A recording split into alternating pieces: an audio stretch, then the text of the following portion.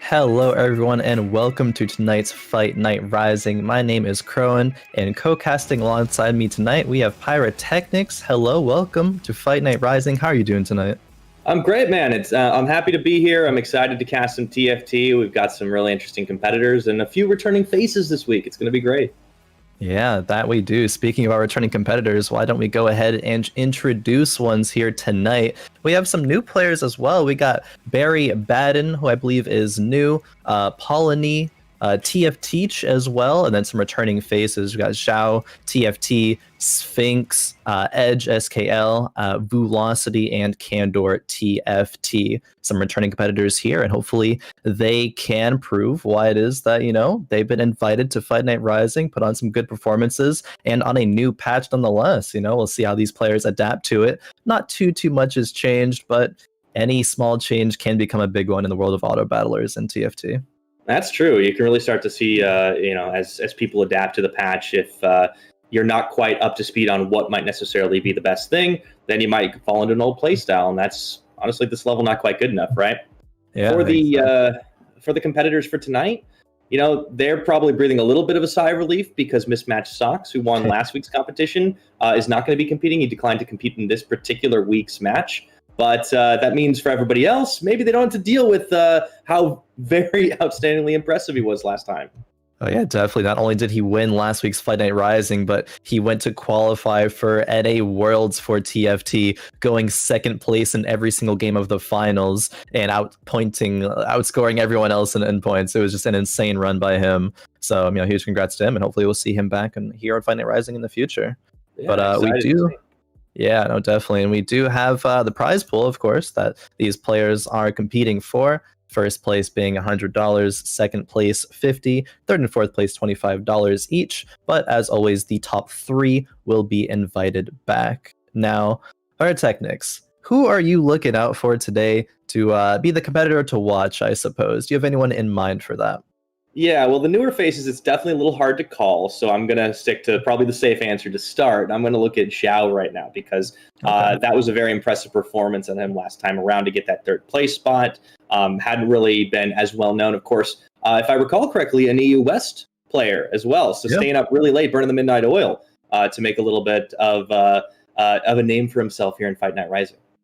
Yeah, definitely. It's nice to see, you know, people being passionate about the game enough, even EU staying up late, wanting to compete, you know, wanting to win some money, but not only win some money, no, they really do. But to, like you said, get a name for themselves within the competitive TFT community. Players like Sphinx that we've seen for a very long time in Fight Night have really grown and improved as players, even competed in the qualifiers for Worlds. And while he didn't qualify, he still put up a pretty good performance. And you know, we've seen that progression over time, and that is an inspiring and impressive thing.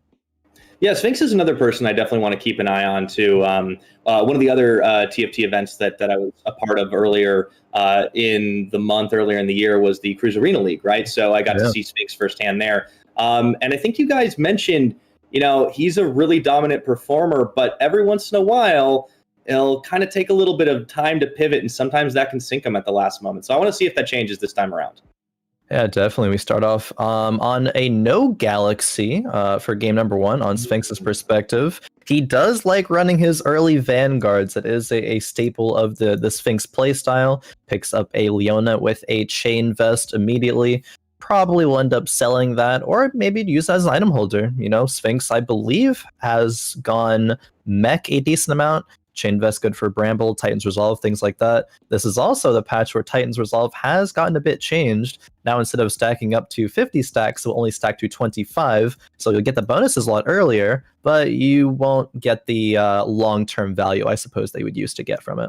Yeah, I knew this was going to come up when I was talking to you in the pre-call yesterday. I was like, oh yeah, wait, doesn't Titan's Resolve didn't it get nerfed? And you were like, wait a minute, you would think that, but... So for the early game, yeah, we could definitely see that coming into play. But you called it, you know, he kind of sells immediately, but he does pick up another Leona, and he's going to pair it with a Fiora. So, you know, we could be in for a cybernetic start, which would definitely be pretty solid early on, even with just adding components. Oh yeah, for sure. I wouldn't be surprised at all if Sphinx gets a Lucian or a Vayne to throw those cybers in, maybe even commit to a direction of going cyber shot the whole game. You know, if you start early, win streaking, can get into stage 3, you know, find a Lucian 2 or a Vayne 2 at that point. It's kind of the game kind of plays itself almost, seemingly. Yeah, it's a sprint, or it's a marathon, not a sprint, right? Yeah. Like, you don't necessarily need to get first in the lobby. If you can stack enough points early on to not have to worry about it too much, you're in good shape. Let's take a look at another perspective here. We got Barrybadden. Now, comparatively, we are seeing a Battlecast start. And obviously, you know, there have been a number of minor changes on patch 10.17, but I don't believe Battlecast got a whole lot of them. So the status quo doesn't seem to have changed too much for that, does it? Yeah, no, I have it open on the screen right now because I was like, I don't think there is any, and no, there wasn't any Battlecast changes from this patch, but just has a couple of decent units, maybe going to look to go in the route of Rebels if he finds a couple of more, maybe even look to go the route of Blade Masters. I mean, no bows might dissuade you from that, but we'll see how hard players decide to tunnel vision onto a certain composition, because even players as good as, say, Mismatch Socks did go into last week and previous week, even before that in Fight Night, and the Worlds Qualifier. I'm like, oh, I'm just going to play Blade Masters pretty much every single game, or almost every single game. And he described it in his interview last time that he thought that that was a good and viable play strategy, and was correct about it. I mean, can't fault the man who's winning it all. Yeah, I mean, it's kind of hard to argue, even if you think it's not necessarily the best strat, if it's actually winning. So maybe that's going to be what people fall into right now. Keeping an eye on some of the other competitors. Of course, we've got paulhnlee here. And that's a pretty solid start with some backline damage. The 2-star Zoe, the 2-star Ziggs coming through. But it's just not enough. Look at that front line that Bobert brought out. Oh yeah, already having a Jarvan 2 at this point. Thieves Gloves Ari in the back, rolling his Shojins. That's pretty good for that slam there. It's interesting to see that MrBobert did choose to slam those Thieves Gloves, just going for that early power spike and also leveling up to maintain that early power spike and try to get a lead and hopefully win streak through all of stage 2. Yeah, definitely not the only player that's trying to go for a lot of those early wins. Now we're going to be taking a look at TFT. Now, MrBobert, aka TFT. Exactly, yeah. Swapping back to that side. Still at 100 HP, of course, half the lobby is still. But I think wins the fashion game for this particular week. Definitely. I mean, I'm loving the Uncle Sam hat. I was going to bring that up too. Yeah, I don't think we have seen pretty much anything that can compare to that fashion sense. So hopefully that'll help carry TFT through that portion of this game. But hopefully for him, we'll be able to carry on that win streak, make it to 2. Is going up against Barry, who has 4 units as well. A couple of Vanguards and a couple of Chronos in the back. Jarvan has gotten nerfed a lot recently, but still a pretty fairly strong frontline unit, at least for early game. And that's a testament to Jarvan, right? It just somehow stays considerably viable or considerably strong despite nerfs back and forth. Eventually, it does fall. So the Ari with the Thieves Gloves, this time not as effective. The QSS is on, as is the Giant's Belt. Still might win this one, but it looks like just in time. Caitlyn pulls it. You see his reaction there from TFT. He's kind of throwing the hands up in the air like, oh, if my Ari only, the orb came back like a split second sooner. But it wasn't to be there. Unfortunately, will not get to continue that win streak. And that's kind of frustrating if you are TFT. You level up on round 2-1, you slam Thieves Gloves, which is an early game item, and you lose round 2. Like, what do you do from here? Do you try to lose streak out? Do you try to go back on your win streak? I would say probably the latter. You just try to win streak the next 3 rounds and cut your losses there, but there are still multiple options to go from here.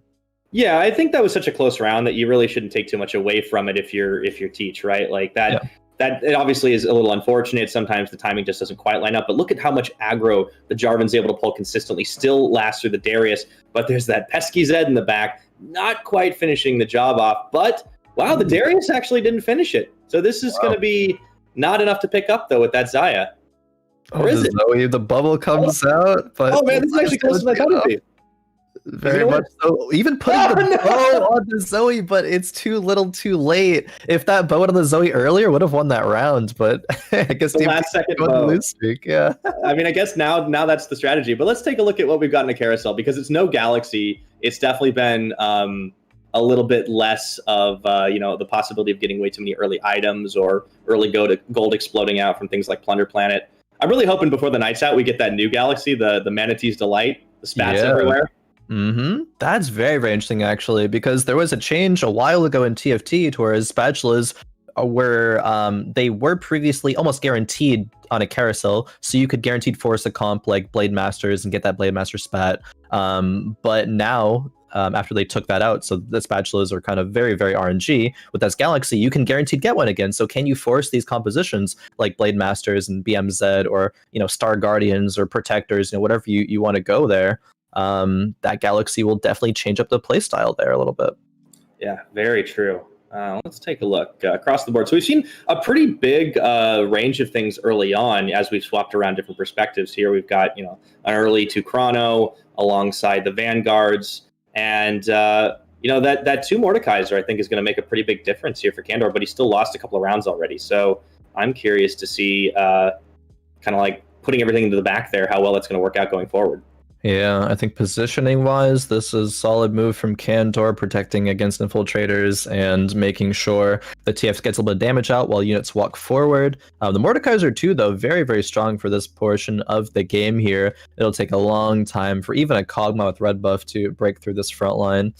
The TF gets pulled there, gets cards out. Now it's just the 1v1 at the end.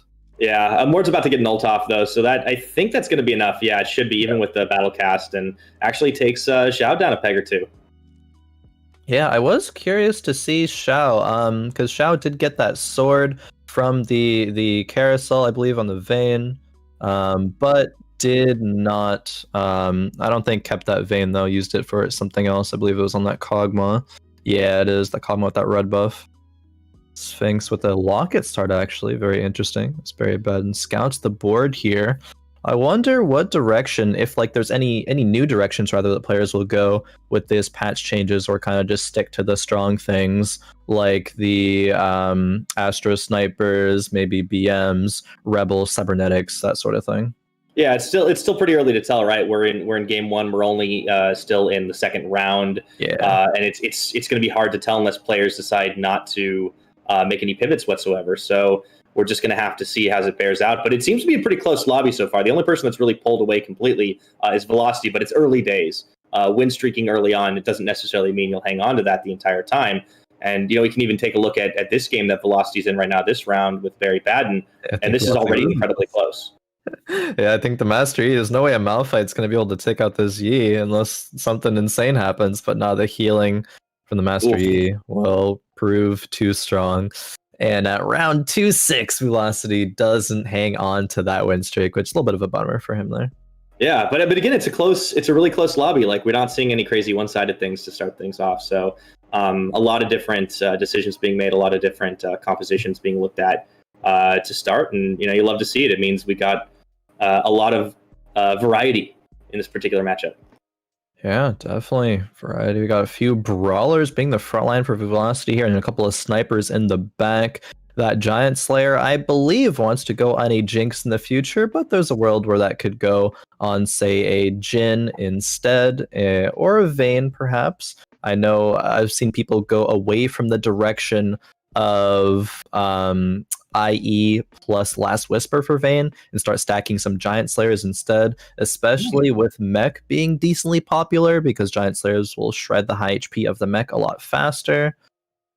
So see what direction Velocity wants to go here in the future. I know you're talking about the fact that no one has to commit to what comp they're having right now. Oh, speaking of commitment, Zhao there with double Giant Slayer red buff Jinx after the Terror Burst around. That's definitely expecting mech. Yeah. I mean, it's no surprise, right? We had so much of it last week. Oh, definitely. Even if there is no mech, those are just good items on Jinx in general. Giant Slayer percentage damage, letting her get her first kills and a reset up faster. But that Jinx is going to be remaining a Jinx the entire game there, for sure. Okay, now this is where we get to take a look at what Edge is brought to the table, and really decent protection against those 2 infiltrators, but they're still able to shred through a bit of the line. And a little extra gold for Edge coming out thanks to the Space Pirates, but I think that Gnar ult very timely might be just enough to end this, but there's really low health bars. The Annie might finish the job. Yeah, low health bars, but Annie was the one high one, so Annie will win in the end here with Edge versus Velocity. The items from Edge, though, the Bramble Vest and the QSS and the Annie too, definitely screams mech. I'm very, very confident we will see Edge go into mech as soon as those units are found with the Rumble and the Fizz. Yeah, you can see him definitely banking a little bit more gold right now too. I haven't really seen too much of any crazy rolls early on, but that'd be kind of absurd this early in the game, you'd think. So everyone's going for the build up in round 3 as expected. No one's super low HP right now. Like even Sphinx at 71, it's still fine to be on that for 3-2. And everyone else is actually like 83 HP or above. So these losses that people have been taking this game have only been by like 1 or 2 units per round. There's no one, as you said earlier, like really jumping ahead of the pack. Like no like huge standouts here. So that's very interesting because usually we do see a bit more of that in the early game. Yeah, it's possible that the players are going a little bit more cautiously because even though it's not the biggest patch we've ever seen, it's still a fairly new. People are still trying to feel each other out. There are a lot of new competitors here. I love what Zhao's done in this comp, by the way, with the double blitz crank. Just to try to neutralize as many units as possible. Pulled the Ari early on, was able to delete it before a single ult came out. Yep, just get those quick Jinx resets, and with those items, like she's going to be popping off. So ooh, I just saw a Teemo blue buff. That's the kind of game we're in right now. All right. Yep. It's happening. Teemo blue buff. That is. I'm getting flashbacks. Quite the menace. Oh man, it's so unfortunate. Like Teemo in TFT. Okay, Teemo in Summoner's Rift. Obviously, everyone has their thoughts about Teemo in Summoner's Rift. Either you love him or you hate him. I'm a Singe main, so take your guess. Okay, yeah, that it's not going to be a fun one for that matchup there. But in TFT, it is quite the same. Teemo, you either love him or you hate him. When you're playing him, he's on your team, he's great. But when you have units that get their movement canceled, get their Darius jumps, we see a Darius here from Edge. Like Teemo or Darius just can't play the game into Teemo, unfortunately. That's just how that world goes. A lot of damage coming through. So Candor should be able to start pulling away a little bit. And he's already on a win streak with 90 HP. And yeah, just mushrooms for days, melting all of those units, including the Annie. So I think Candor might be going into this later stages of the game after we get past round 3, unless something changes. I mean, that's looking like a pretty good composition, vanguards and snipers.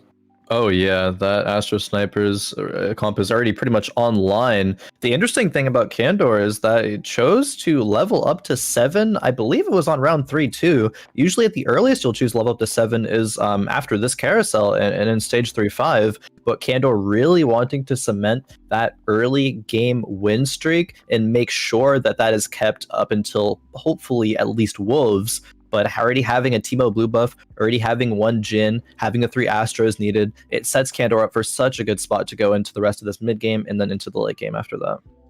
Yeah, I think when you got the gold to make it happen, you're fine, right? That's always a good play. Looking across the board, you can see Teach is kind of scouting around a little bit during the edge of the carousel, seeing what the rest of the competition has to offer. Himself is not super hefty on the gold. Now, really going deep into the Star Guardians, but he also has a Fizz on board. So I'm guessing that's like a chance to try to go for mech himself. From what I'm looking at from TFT right here, I think it's just a case of you don't have any other like great solo unit to have in right now, and Fizz is probably one of the best just solo units to throw in until you get the comp that you want to run. I don't think with the GA and the ZZ committed to the Nico that it's going to be a mech angle. If you're going the ZZ route, it's like, okay, you're going Star Guardians, Nico being your solo frontliner, she needs that little bit of extra supplementary frontline out of that ZZ route and that GA. Yeah, it's a good point. You can see exactly why he wanted to pick it right there. It looks like he's still going to lose because the Teemo didn't get taken down. But it's about as much damage as anyone's been able to do to that unit so far. So Teach is going to lose this one, but Candor didn't have as easy a time of it as might have been otherwise. Yeah, no, not quite. Candor, unfortunately, the person that TFT runs into there, because TFT was on a 3-win streak himself, but that Teemo and Jhin, just a little bit too good. Sphinx, though, a little bit lower than we're used to seeing him at this point in the game. Finds an Aurelion Soul and throws it in, that level 7 1% chance roll. It's not going to be super good for him, but better than what he had. Yeah, he's going to end up selling the Xayah, so he gets his last Whisper to put on the Lucian. But yeah, I guess it's just a little difficult right now. You have Cybers, but you only have 2 of those units with items, or 3 of those units with items, not the 4th, even if you're not necessarily wanting as much on something like a Fiora. But with a huge front line, it looks like he is going to be able to take down Barrybadden here. So that's a good start. Yeah, I'm actually interested on if I were to go back and look at Sphinx's progression with this whole game, like Sphinx has a Jace 2, Irelia with Thieves Gloves, like Leona 2. I wonder how Sphinx dropped to 50 HP. Maybe just didn't have all those upgrades until very recently, as we see at the top there, the 3 losses at the beginning of stage 3 and then the 2 wins towards the end of stage 3 here. But a couple of the players dropping even lower, actually. Edge and Barrybadden dropping to 70 or 47 HP. Both, respectively. Sphinx could look to go for the comeback play here. Again, now we'll check back in with Edge. As you mentioned, he's still having a little bit of a hard time getting up to the mechs that he's wanted to. In fact, nothing on the bench. It's just that Annie that he's been leaving with the Bramble Vest, and he's trying to build up as much gold as possible. Some Space Pirates in the front, Infiltrators in the back. Yeah, I actually want to remain on Edge's perspective here until after this Infiltrators round, because I believe that is when Edge is going to feel the need to roll down a lot of gold in order to find that mech, find that victor, and stabilize. The items here, dropping Infiltrators, only a sword and a belt, so not the best victor items. Maybe that sword will be used for a Shaco in the future, but really needs to find something to stabilize right now. And if Fizz is found, still needs to Rumble though. Yeah, he's got plenty of gold to still be able to roll for it. So we'll see if he wants to go a little further down, passes the 50 mark, swaps the Victor out, and sells the Ari. Yeah, so he's going to be able to get that stuff. There's the Rumble. Okay. Took him a minute, but he got there. Yep, got there, has the mech, put Demolitionists in, Infiltrators. No items for the Victor, which is kind of unfortunate, but hit a decent amount there and still is on 40 gold, so you can't be too upset about that one. And here we go. Ding, ding.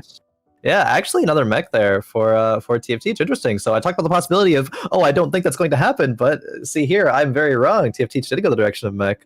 So very interesting decision there. Oh boy, wow. Even with the Guardian Angel, it looks like Edge, well, this is a terrible pun, but he has the edge. That he does there. The items are just a bit better. Bramble, QSS, Ionic, a bit better than just GA QSS. Like, I mean, that's kind of one of the reasons why I didn't think that TFT would go that direction. The items just didn't really look great for that mech, and I mean, you still can make it work, I suppose, with what he has there, but it wouldn't be the direction that I personally would look towards. Hopefully, he can make it work though into the late game. Yeah, no, I think you're right. I think it was kind of a weird decision, but like it's just funny that they both completed around the same time, and the first match they get against each other is just both mechs on each other. So I'm curious to see how well this works out, especially against we've seen a couple of Giant Slayers already built. If the Shred works well enough, but we will get to see the mech matchup here. There's at least one Infiltrator on that Ari, and that Zed's going to come in handy. Oh yeah, especially with the Ionic, the Ari every time she spellcasts going to just deal damage to herself and gets taken out relatively quickly, letting the Jinx get resets. And yeah, that mech is not going. Oh, it gets another cast of ulti off, but it's still not going to be enough. Jinx is going to clean the rest of this round up. Yep. When you have just when you've seen so many mechs that you're just expecting it, you're preparing for it. It's still kind of hard to make it work when everybody is preparing a counter for the most part. Yeah, no, definitely true. And people are getting a bit more creative again, like I mentioned earlier, prioritizing building Giant Slayers on units besides just Jinx, which was already being built there before, but on units like Vayne, which I don't think we see any this game, but on the Lucian there that we just saw quickly that Barry scouted, and on the Jhin actually, there's at least 3 players of Giant Slayers in this lobby. So as we're mentioning here, people are ready. They see the mechs, they see the items that people were building early. It was like, oh, okay, I'm gonna be prepared for this. Yeah, it's also an homage to the Twitch channel we're on, so that works too. Very, very much so. We talked about that so much longer ago. It's like, when Giant Slayer got introduced to the game, it's like, free branding. Feels good. Yeah, it's good stuff. All right, here we go. Another mech matchup with Edge this time, and we'll see if this one fares even better. The Jinx in the back is so well protected. It makes such a huge difference. And I don't know if it's quite enough, but it's going to be close. Yeah, Jinx still alive here. Rumble gets onto her, but that's it. So far away.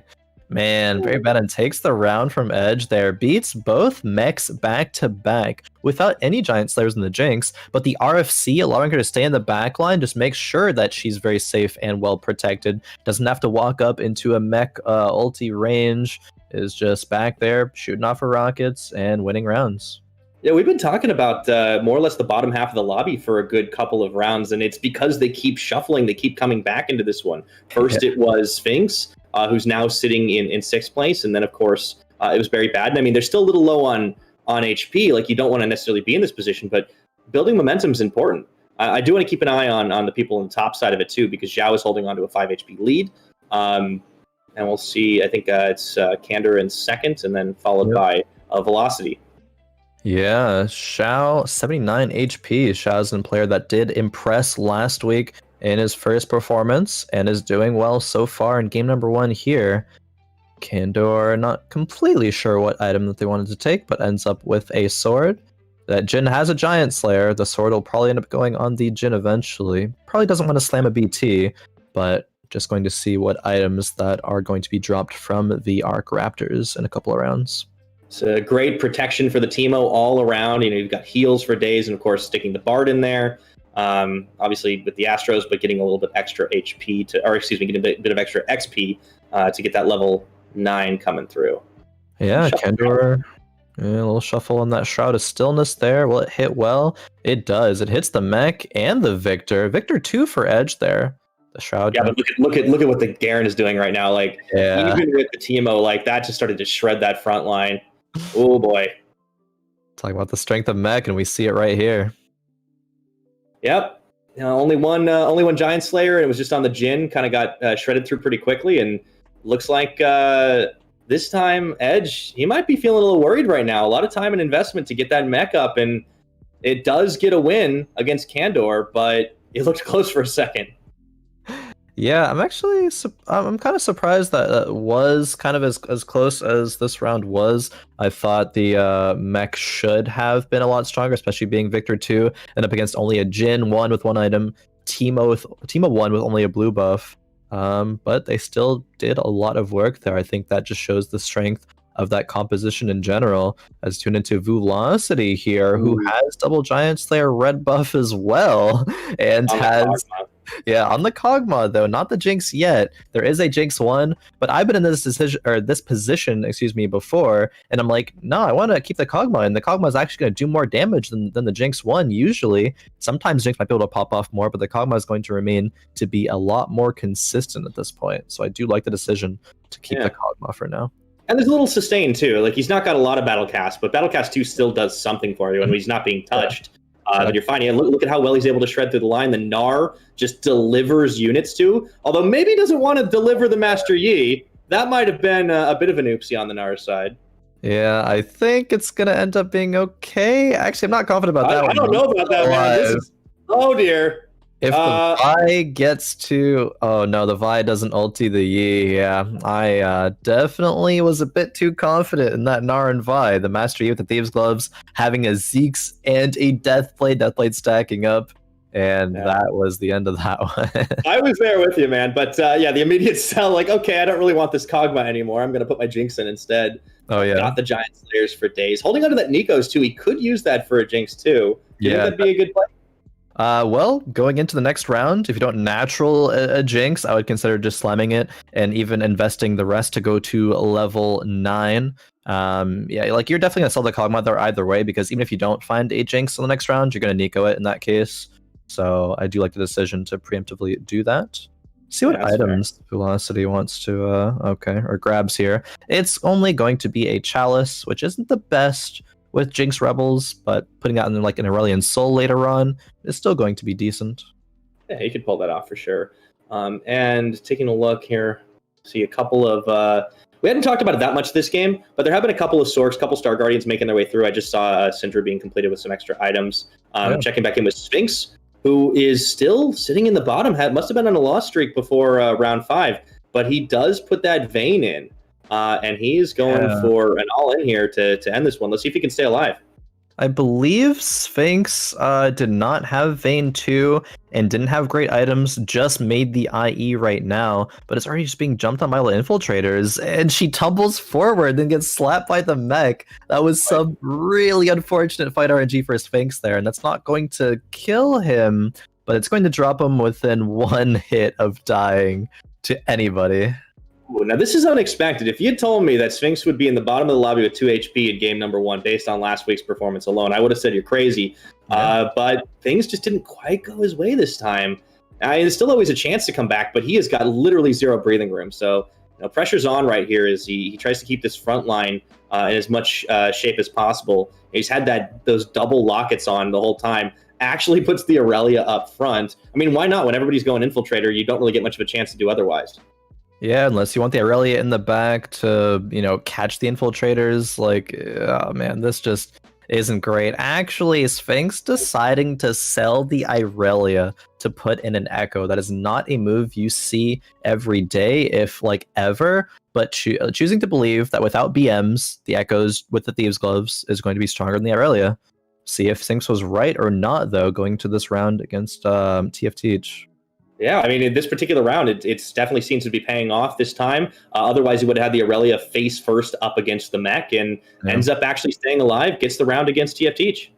Yeah, Echo dealing 5,000 damage nearly there, so it seems as though Sphinx made the correct decision. Will he be able to hold on to get maybe a 7th? Like, TFT kind of the only person that you can really hope to beat at this point. You look at even 6th and 5th place with Edge and Barrybadden respectively, and they're both on win streaks right now, feeling pretty good.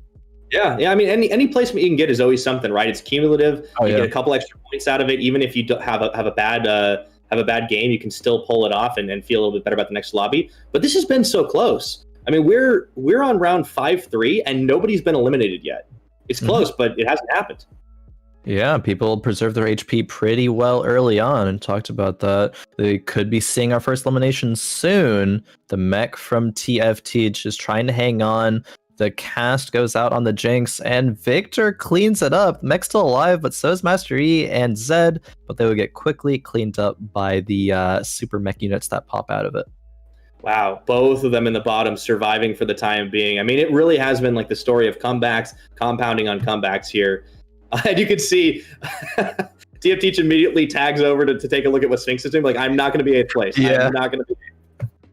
That's what you do at this point in the game. It's like, oh man, okay, I just want that placement, because as you were just saying, every placement point matters and could be the difference between winning and losing, or getting top 3 and invited back, or not top 3 and not invited back. So definitely want to all in at that point and win every single round.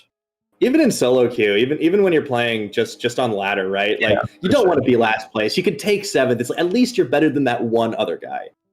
Very, very true. You'll lose significantly less amount of points for going 7th over going 8th, and even just getting 8th feels really bad. You just don't want to be there mentally. You don't want to. 8th is the worst feeling. 5th is the second worst feeling, because 5th is like you just barely lost LP.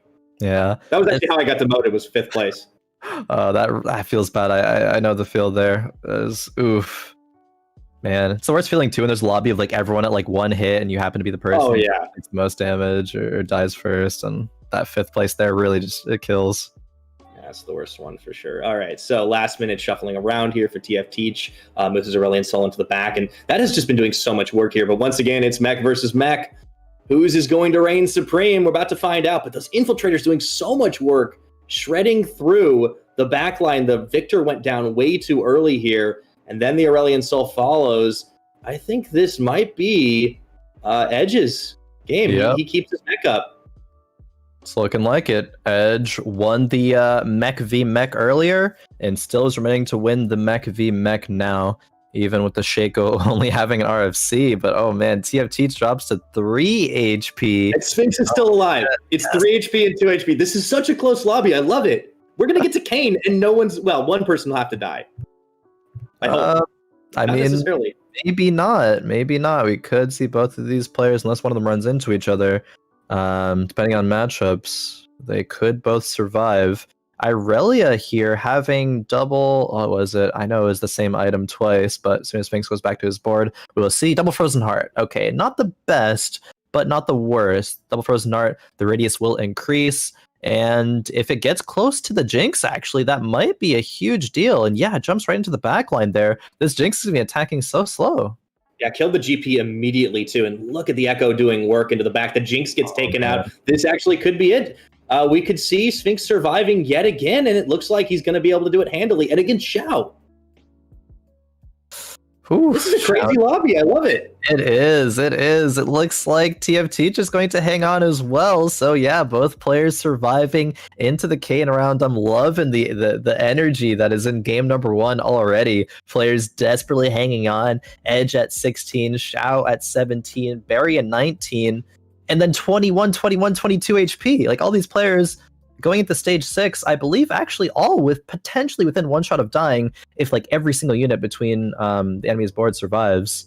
Man, this is an intense one. I'm loving it. This is insanely competitive. It's a game 1. There was no Galaxy, and it's everybody still alive. Sphinx even managed to go on a hot streak here to kick things off. I mean, I have no idea who's going to win this. It actually could be anyone, and it could end within like 4 rounds, like 3-4 rounds. It's pretty insane here. TFT getting a RFC from that Kane round, probably going to slap that onto the Victor. Also going to roll to try to hit things like Aurelion Sol 2. That's pretty much it, actually. Only thing you yeah. Right.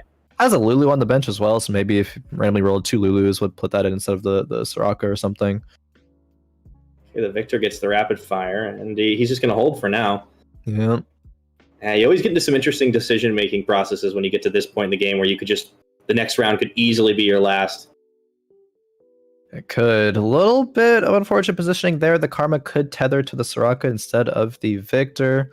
And tethers to the Victor, though, so that's good. TFT against Vulocity with that double Giant Slayer Jinx. Who's going to win this one? Ooh, that Gnar did almost nothing there. Everybody immune to really the crowd control, but the Jinx is just doing so much work, and I think this is going to be it for TFT. Wait, I forgot completely that the deck is still up. And Velocity doesn't go out either. Edge is the first one to lose. Oh man, that's so sad for Edge there. First one to fall. Sphinx and TFT still surviving. We have a player on 2 HP, 3 players on 3 HP, and then Candor is 3rd place right now with 4 HP. Oh man, paulhnlee still on 21 though, so the most safe player right now probably won't die in 1 hit, but everyone else, that's a very real possibility right now. Yeah, I think Zhao is like maybe a little safe, but it's still possible it goes out. Survive. Man, this is crazy. I love this for a first game. Well, someone's going to be eliminated here between Barrybadden and Candor. Who's it going to be? All right, that TMO has been protecting Candor all game long. Will it be enough to do it here? The Echo getting into the back line, doing a lot of work here. And that Jinx, the Master Yi, and the Aurelion Sol just sitting there sending out the little mini command ships. I think this is going to be it for Candor. Yeah. And he was on the top of the lobby for so long. That he was. Oh, minus 14, so gets 6th. Vulocity minus 15, so ends in 7th. TFT actually ending in 5th, and then Zhao lost that round as well, but not as hard as everybody else, so Zhao gets 4th. Yeah, so we're down to top 3, and Sphinx managed to get his way right back into it, and so did TFT from the bottom. They climbed all the way up to top 3.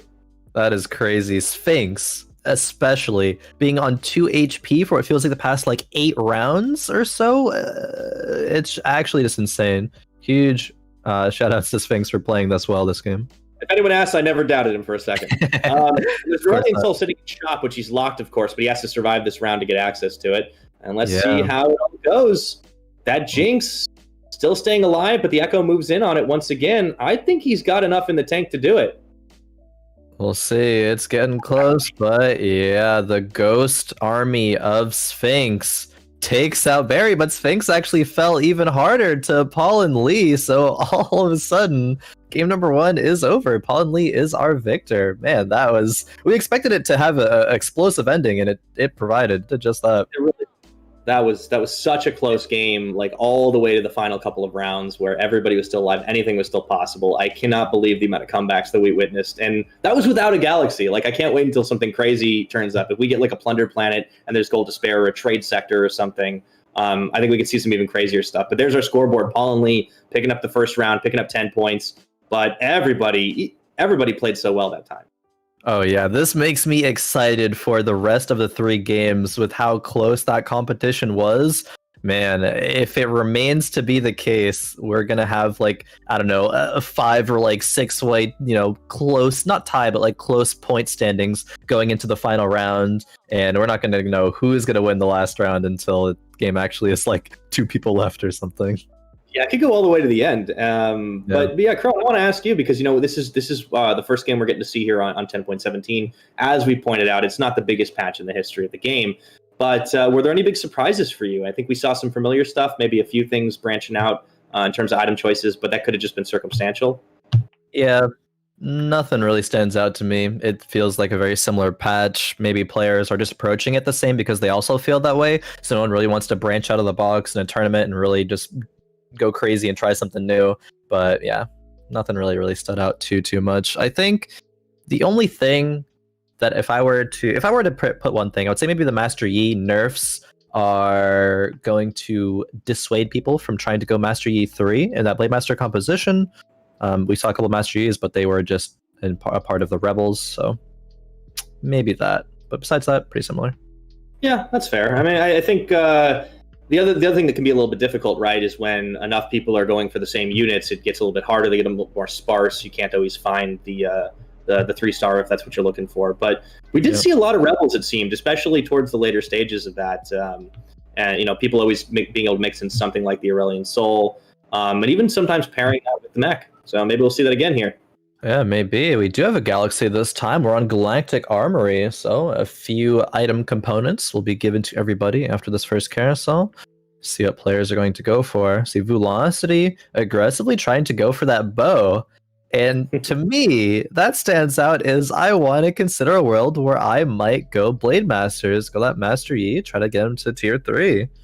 See what the items are going to be, though, as we get into the first round here. And it's 2 bows! Wow, okay, so that's a free rapid fire if you want it. All right, how many Master Yis are we going to see this game?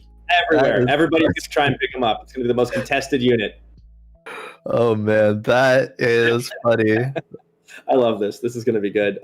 So we could be. I mean, the question is though, do we now see a bit more actual Blade Master comps with the Master Yi, or does it stick with like the Rebel stacks that are coming up over and over again?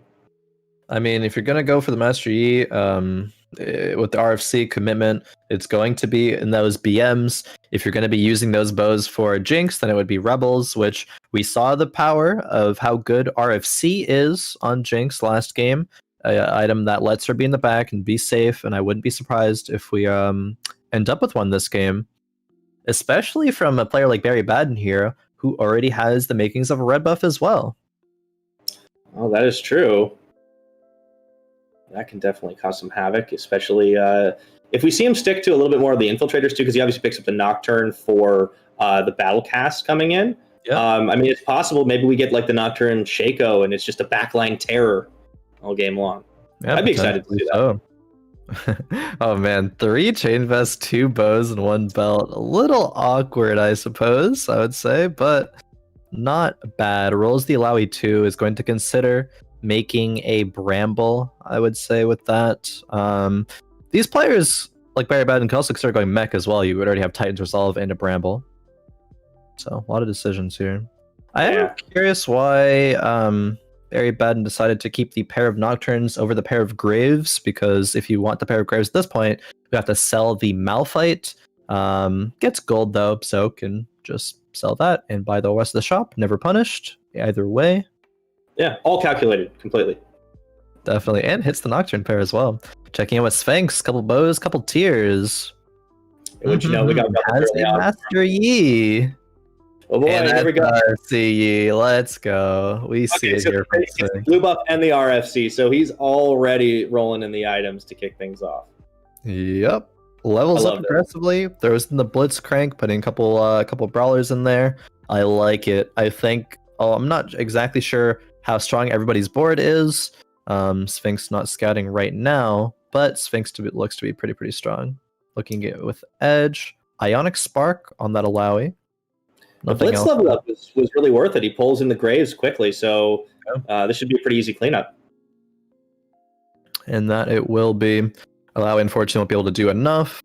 But I suppose if you're Edge, you go into round 1 without leveling up, and you're like, I definitely am okay with losing here. Maybe the Alawi's tanky enough and was able to do work, but not that time at least. Yeah, if I recall correctly, Edge was one of the slower early game players as well. Still managed to stack up a number of wins, but last time around wasn't as fussed about rushing the level up, preferring to save a bit of the gold.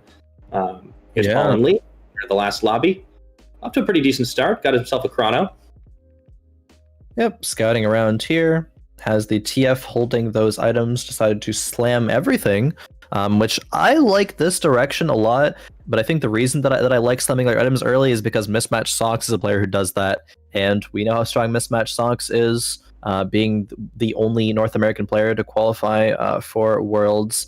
He would, I believe, do a very, very similar thing here. And paulhnlee, hopefully that's going to help in win streaking here.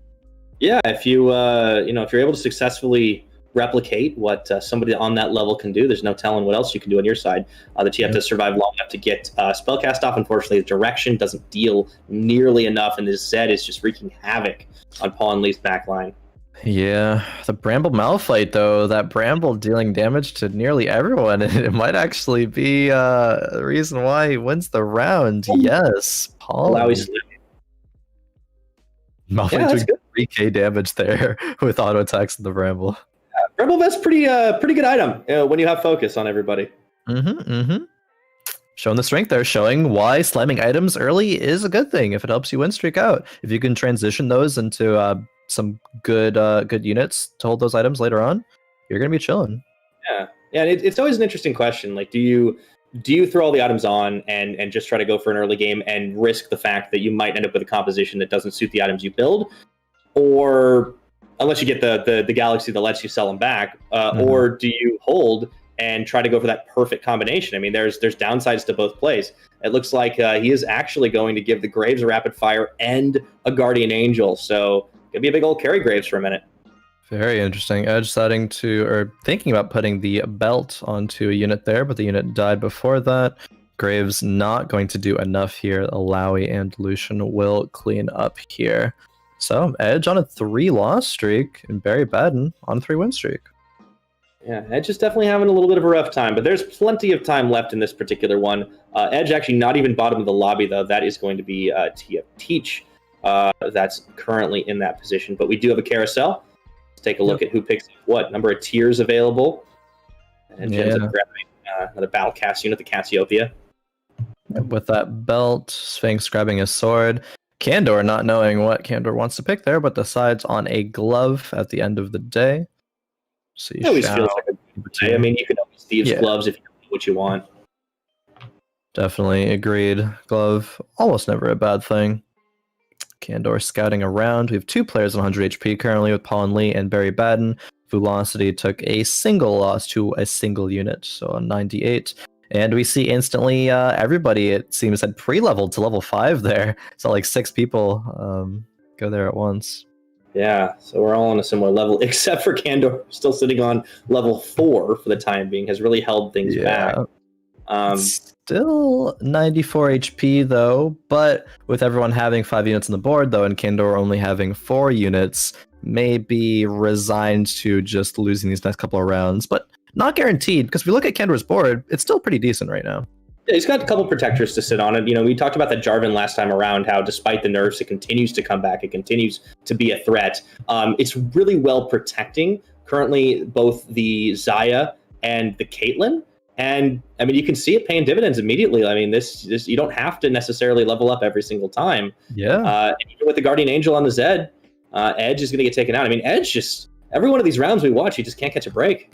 The 4v5 and wins with 3 units left is Candor, and yeah, Edge could not catch a break there. We got a hat another loss. Oh man, is this? We got the whole wardrobe coming out from TFT. I'm the captain now. Love it. Oh man, I really want to see every single game now and how many hats he has. If he's got a total of 4 for him, or if he's just gonna alternate. If it's not 4 hats for 4 different games, I will be disappointed. I think that is the precedent that's being set as a new hat every game. So I'm gonna... 4 hats or 4 head. That's what we're gonna see. True. Oh, the hat falls a little bit there. Oh, no. Quickly corrects it going into that is round. very hard to do with a headset. because you have to like navigate over the plastic and everything. I've tried this. I have gone for my fair share of on-camera gimmicks before. It is a difficult maneuver, and I respect him for doing it. You know, I will believe you because I have not tried that, as my hair would not really allow me to wear a hat such as that. Yeah, that'd be a little hard, to be fair. You'd have to have one that like maybe like one of those tiny little hats that just perches on the top. Maybe, you know, could work with that if I ever decide to get into the world of gimmicks while casting there. But speaking of gimmicks, there will be not one that Lucian can pull out. Zoe will clean that round up for TFT. So gonna pull on to a 2-win streak into the Terror Burst around here. Okay, now we get to see Velocity and what he's built on the board as well. Has gone for a decent smattering of units. A lot of Brawlers on board. Actually getting Brawler 4 early. Yeah, that's really, really nice. Being able to roll into that Gnar at this point and doesn't even need the Malphite in. At least not yet. Back to TFT with those mech items of the Bramble and the QSS. The Fizz has been found, so that's a really, really good step in the right direction for TFT here. Yeah. It does feel like sometimes it's a bit of a race to the mech, but he's got a good backup option as well with some of those Star Guardian Sorks coming in. And he pulls the Rumble. Wow, it doesn't have an any though, right? Not yet. So needs to find that. Pulls a Shaco from the shop as well. But moving back to Barrybadden here. Barry was one of the players on 100 HP, along with paulhnlee when we were at the Stage 2 Carousel. But now both of those players are going to be 3rd and 4th. See what Barrybadden decides to go with in terms of items. Slams the RFC. We see so many RFCs this game. I mean, if you start the game off with 2 bows from Galactic, it's going to be an appealing option. Kog'Maw being left in the corner, though. Okay, swaps it at the end, so a little bit of protection against Blitzcrank. Throws the other bow there as well. And it's going to be playing against paulhnlee this round. paulhnlee on 50 gold right now, level 5. Really fortunate where the Zephyr actually ended up placing, because it landed on that Malphite to just try and avoid drawing the aggro there. Yeah. So the Kog'Maw does so much work, but look at what the Caitlyn was able to do. To lead in the backline, still not going to be enough here. So Barrybadden does take the win. And honestly, I think that Zephyr Slam was that was the big play. Oh yeah, for sure. That Zephyr did a lot of work there, exactly as you were saying, drawing the aggro away from the Bramble Malphite so that it was able to take out the other units first and not deal damage to themselves. Caitlyn did a decent amount of work there, sniping the Kog'Maw, but also was not enough. Barrybadden choosing to level up and play 3 Rebels for now. Scouting the rest of the lobby, there was a Victor. The double Giant Slayer RFC for Vulocity there. Has not found a Jinx yet, though. Making some last second positioning changes. Kog'Maw being in the corner. Not going to be in threat of Blitzcrank grab, at least this round. But going up against 4 Vanguards and a Victor from Sphinx. Yeah, that Zed's got to be putting in overtime right now, and it will be enough to take the unit out. So Barrybadden's got to be feeling pretty good about his chances here. And, you know, we've seen this before. Sphinx on the bottom of the pile, just barely. He will lose this other one, so we'll fall a little further behind. But I've learned my lesson. I'm not going to count this guy out until the very last round. Because he managed a crazy comeback once. I think he can do it again. Oh, yeah, definitely agree. That is TFT for you in a nutshell. You are not out until your HP is either 0 or less than 0. And Sphinx rode that 2 HP for about as long as, almost as long as he could have last game. Of course, didn't get the win, but was eliminated in, I believe it was 3rd in what was the last round of the game. Candor, though, 5 win streak, still on level 5, hasn't leveled up yet. I mean, why bother? You know, don't fix it if it ain't broke. And he's just done such a great job of protecting his damage dealers, especially this Caitlyn on the double Giant Slayer Last Whisper. I mean, that's just going to delete tanks. Oh yeah, as soon as the crit goes on this Jace here, yeah, gonna be taking a bunch of damage there. Already getting popped into that GA state. The Zoe even popping that bubble onto the Teemo in the back, and Teemo gets jumped on by Rakan. Caitlyn going to clean up. Yeah, nicely done. So unfortunately for Sphinx, he's going to keep stacking those losses, but Candor doing a great job here, even lower level than the rest of the field, has got his gold to that 50 watermark, and he can pretty much just freely spend here. Everything else is off the top after this next carousel. Yeah, coming to the stage 3 carousel, we do see a Jinx with a belt here. I'm curious who's going to want to pick that one up. Jinx does grab the Jhin with the belt. And the Ash with the sword taken by Xiao. Bard with the rod taken by TFT, and Velocity is the one that grabs that Jinx. And if I were to guess, would probably play it, actually. But we'll have to check in with Velocity in a bit to see if that is the case. I think you're probably right there. There were a couple people who were looking at it for just a second. You could see there was that pause, like the will they, won't they, will they, won't they. But eventually Velocity is the one that picks it up. A little surprising, at least in my opinion, that went as long as it did. Ooh, there's another Jinx that is popped up into Velocity's pool, so he could actually, if he wanted to, get close to getting that 2-star. This is actually perfect because Velocity doesn't have to dedicate items to the Jinx with the belt. Can just slap the double Giant Slayer RFC on, and then once the tier 2 Jinx is found, that belt will just pop off. So, gonna be able to use that for anything else. Finds the Ezreal as well to give you your 2 Chrono. Ezreal is the blaster that you want for a Jinx composition. Velocity being at 89 HP. Really good start here. Yeah, no, I'm liking everything he's got. Now let's see if it's good enough to beat Candor, because every time we've seen this guy play, it's been an absolute bloodbath courtesy of that Caitlyn. But the Jinx is popping off right now, and the extra blaster shots, they're doing just enough. The Ezreal actually body blocks. I think he's going to take it. Ezreal Mr. Presidenting there. Oh, he might the Rakan. Oh, okay, that was close. That was very close. The Rakan almost saved the day. But the Jinx immediately paying itself off. Like that was a great decision. Yeah. If not for the Ezreal kind of Mr. Presidenting there, that would have gone the other way. Fortunately for Velocity, Ezreal was there to save the day, though. Yeah, give that man a raise on the Secret Service for sure. Really? Let's take a look at the rest of our board, though. I mean, yeah, it's still another close one, but this time you can see a bigger divide, like with the top of the table being like 92, 89, 89, and down at the bottom you have Sphinx at 48. And we caught the tail end of another Sphinx loss. He's just been having a rough one, but you can start to see his composition taking shape a little bit. Paulhnlee, meanwhile, solidly in the middle. Of course, this is fine. You won the last lobby. You're totally in a great position. You're protecting your damage dealers. I wonder how long that TF is going to stay the centerpiece, though. Seems like you have it from the first minute. I was wondering that too, because the TF's going to be falling off at this point.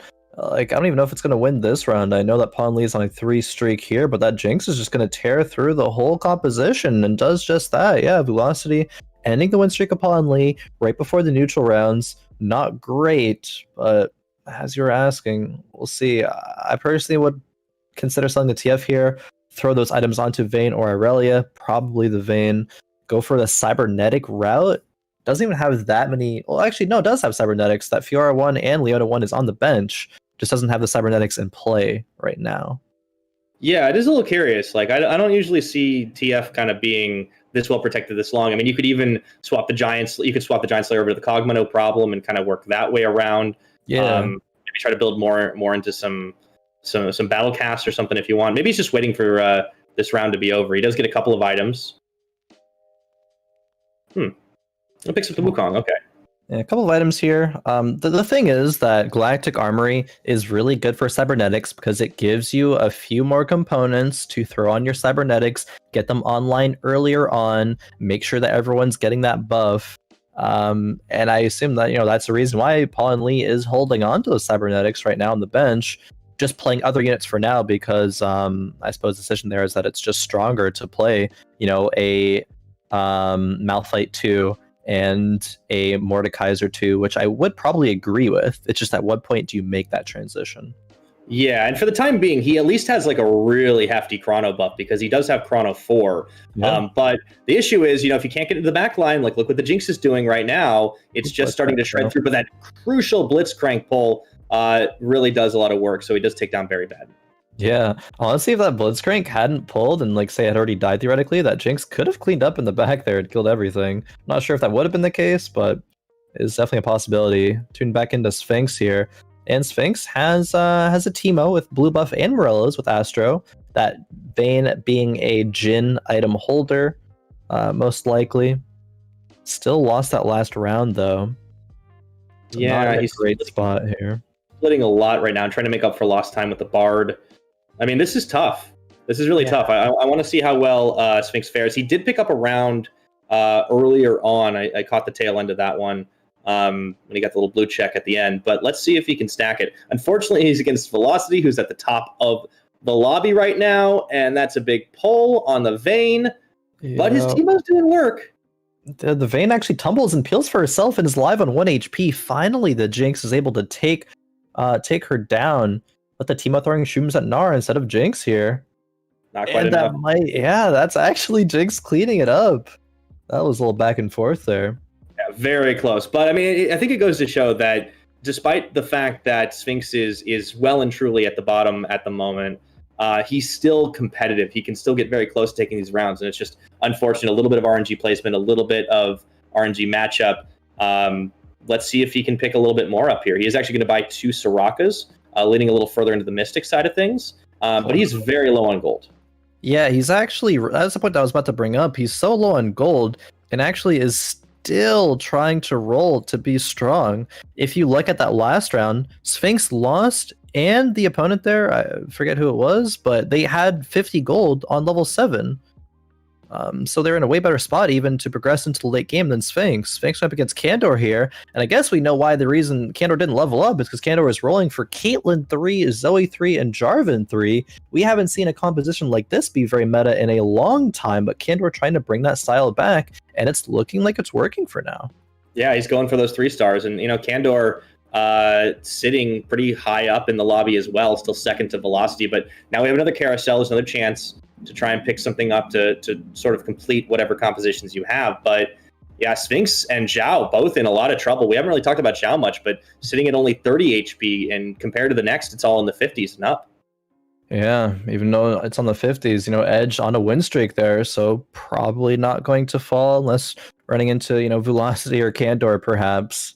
I am interested in seeing how these fights from Candor will go. I'm personally so interested in seeing the Caitlyn 3, the Jarvan 3. How long can this be good for? Will it still be a composition that's able to hold its own in the late game, middle of stage 5, maybe even into stage 6? How will Candor decide to level up or to roll more? What else do you throw in here? There's just so many questions that at least are on my mind right now.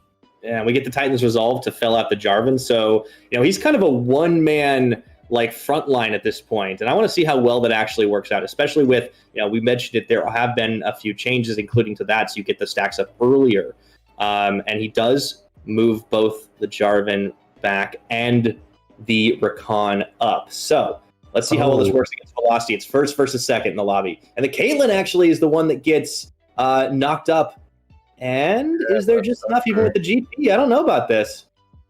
Caitlyn is alive, does get knocked up by the Vi there, and yeah, that round unfortunate, especially with the Zephyr going into that Caitlyn there. Maybe there's a world where if Caitlyn starts autoing, immediately gets that snipe off on Jinx, then she could win, or Candor could win that round either with the Caitlyn. Yeah, wasn't the case that time though. Pretty definitive answer as to whose comp is a little bit better there. And you can see it in the divide between the points right now. Like Velocity standing alone at 89 and everyone else 60s or lower. That being said, I still think Candor has, even if it's a very strange composition, has already kind of proved that that is certainly working out for the time being. Checking in with the rest, we have Edge kind of sitting there right between 4th and 5th place, still on that win streak. Does have a number of infiltrators to work with, as well as some snipers and Darkstar. It's sort of a smattering of things. Yeah, what's interesting to me is that Candor took all the Jarvans, so Edge is still sitting on a Jarvan 1, but it's still a strong enough unit to be able to be played right now. It does get Zephyred by Barrybadden, though. These Zephyrs from these players have been so strong. Shaco turning his attention to Jinx, and after that Deceive, just one-shots her there. Pretty sure this is my worst nightmare on ladder. Just watching Shaco just incessantly delete every single one of my units over and over again. Yep. Rapid fire Shaco, pretty good unit. Yeah. It can at some point hurt you to have RFC on Shaco, jumping to areas where you wouldn't really want to jump, maybe messing with the targeting a little bit, but usually it's still going to be good, and we saw that there with Edge's comp for sure. He moves himself into 3rd place, actually, too, still sitting on that win streak. So it's definitely paying off as he laps Barrybadden. 6-game win streak, has over 50 gold going into Arc Raptors. And, I think Edge is going to be feeling pretty happy with how things are going this time around, especially when you consider the last time around. Edge did pretty well, so he's stacking. Yeah, no, definitely. I think from this round, after the Arc Raptors, Edge needs to level up, but then play the Mystic, I suppose. Also needs to find a Jhin too. I think Jhin is going to outscale what the Shaco will do, but definitely needs multiple threats here. And yeah, we do see the level up from Edge right now. Deciding to play the Aurelion Soul over the Soraka. I would have thought that would have been a Soraka direction for Mystic and a bit of healing. Maybe it's actually going to be Infiltrator spat. I think he's going to do that, yeah. And if you can put the Rakan in the back. Yeah, it's going to be 4 Infiltrators, 4 Dark Stars here for Edge. So that Shaco, we saw how strong it was last round. It's going to be even stronger now with that 4 Info. Oh, this is very exciting. Actually, the last second, too, even puts a Chalice onto the Echo as well. Really only benefits him, but the Rakan immediately targeting on to the Jhin doesn't take him down. The Echo doing work.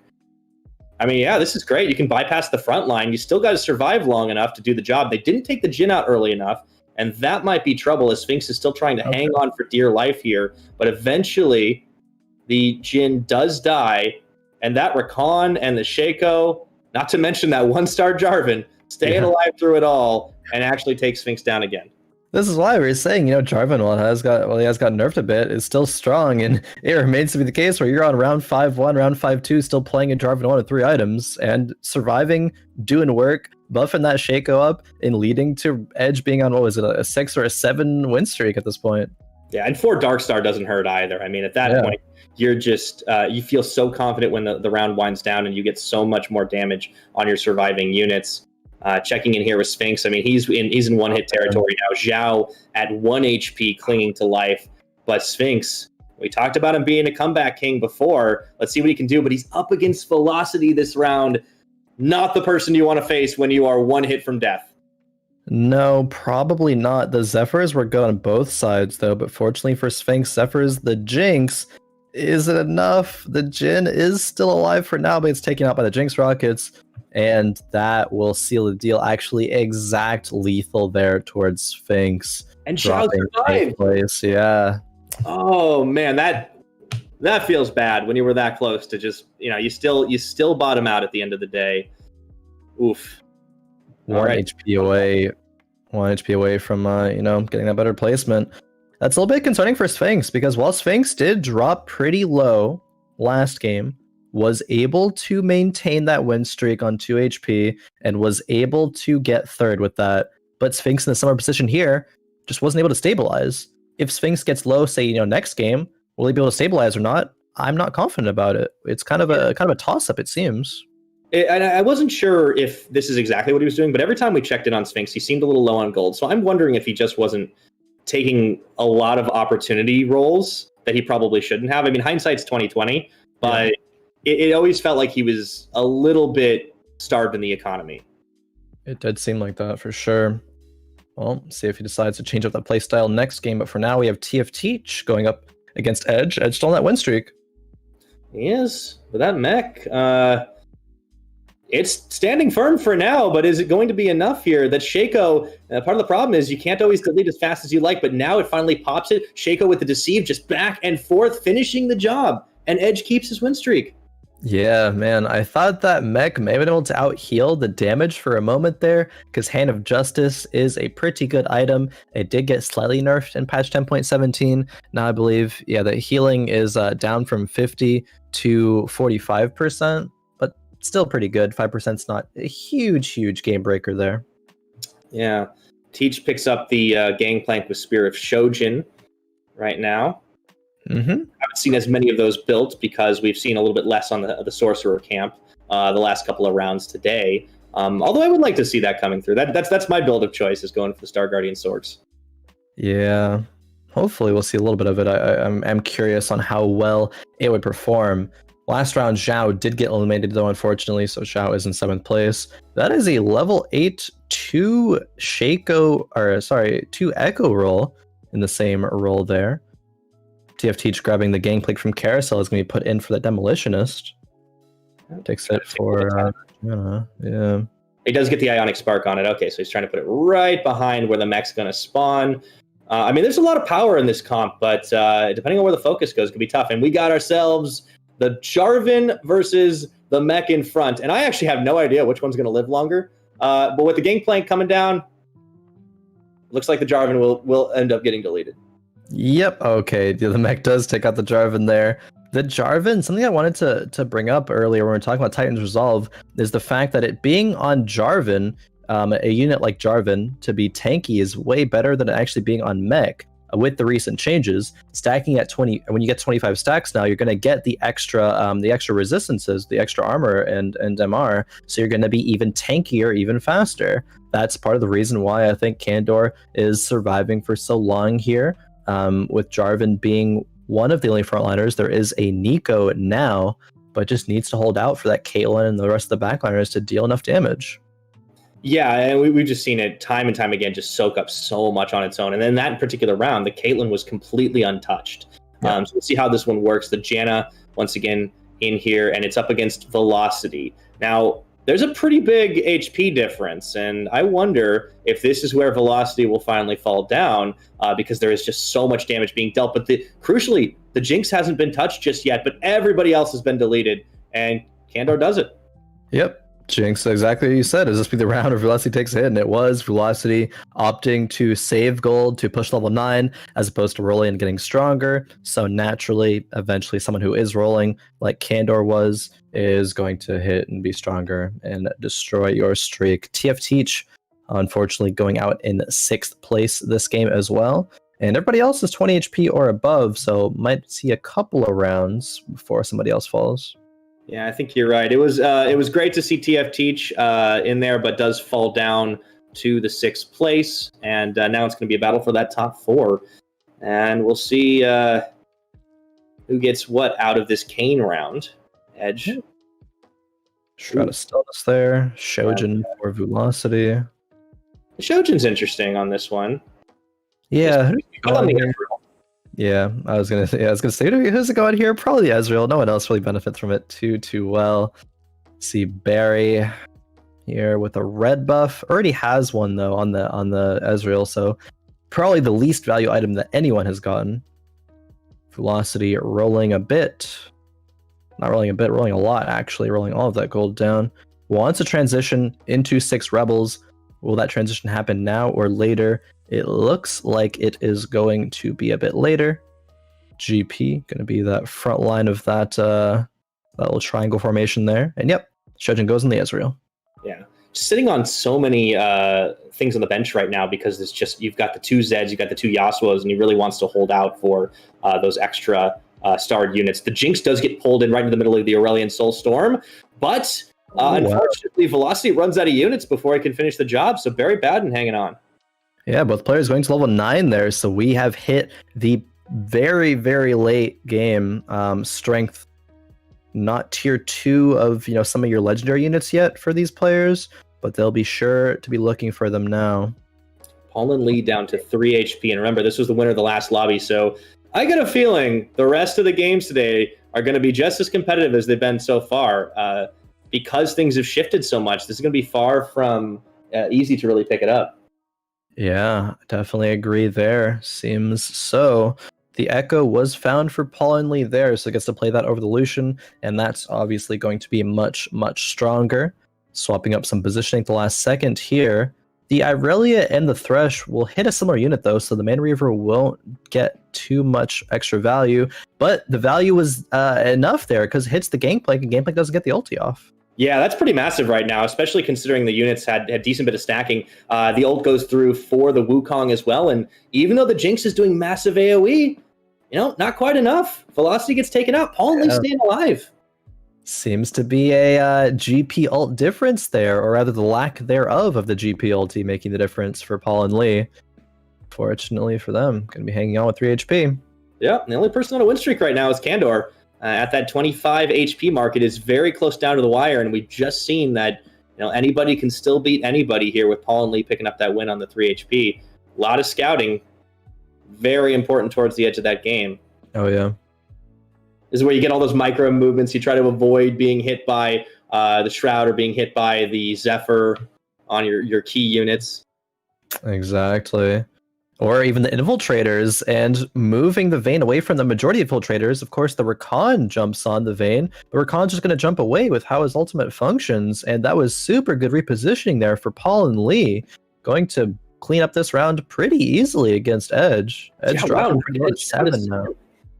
And Paulhnlee, like, I mean, that Wukong is just paying for itself over and over again. 2 ults, knocking up almost the entire composition on that side. And now we got ourselves another Carousel. Yeah, Paulhnlee takes a Zephyr as well. That's going to be huge, especially being able to bring it into the start of a round where 3 people are about to die, get that Zephyr off, be able to place it wherever you have an item slot open, so you can have that choice. You don't need to just move your unit around last second. You can place the Zephyr last second. Barrybadden scouting around right now. Gets that tight solve. Yeah, 2 Aurelion Souls in, which is probably the strongest thing that Barry has, to be honest. Not a whole lot of gold to work with, so he's rolling it right down to the wire to see if he can get that Aurelion Soul level up. Ends up selling back. Doesn't quite get it, but he will position, get a little triangle formation in there with the Rebels. I think at this point, I would consider, if I was Barry, to put an Echo 1 over an Aurelion Soul 1, because you do get Infiltrator buff for the Zed with that as well. It might kill a unit like this Jinx in the back a little bit faster. But we'll see here. Vulocity has a GP2 at this point. That ulti is going to be huge. Ooh, it does come down. Doesn't do quite as much damage as Vulocity might have liked. But this one does feel pretty close for a second. Finally, it turns up. The GP gets another ult off and just enough survives. Barrybadden. Oh, Candor, the one to fall out of everyone there. So that 3-star 1 cost sort of comp didn't end up working out. Super close, but is in 5th, and all of a sudden we have our top 4. Paulhnlee 3 HP, Edge on 7, Vulocity on 9, and Barry at the top on 20. Yeah, you were asking Khroen way earlier about how well that would transition into the late game, and as we saw it didn't quite, which is unfortunate because I really liked what Candor was doing there. But Paulhnlee getting a top 4 finish after what looked like could have dropped out into 5th and lost out on a few more of those points. But really good for him right now after he won that last lobby. The Shroud not going in the GP here. Is that going to be a mistake? I'm not sure, but this is going to be the last round for one of these players here. Shaco in the back line. Echo getting ult off as well. It looks like Edge is going to be able to take this one against Vulocity. Jinx did not do enough work there. Just enough, finishing the job, and Vulocity is taken out in 4th place. Barrybadden falls as well, and then there were 2.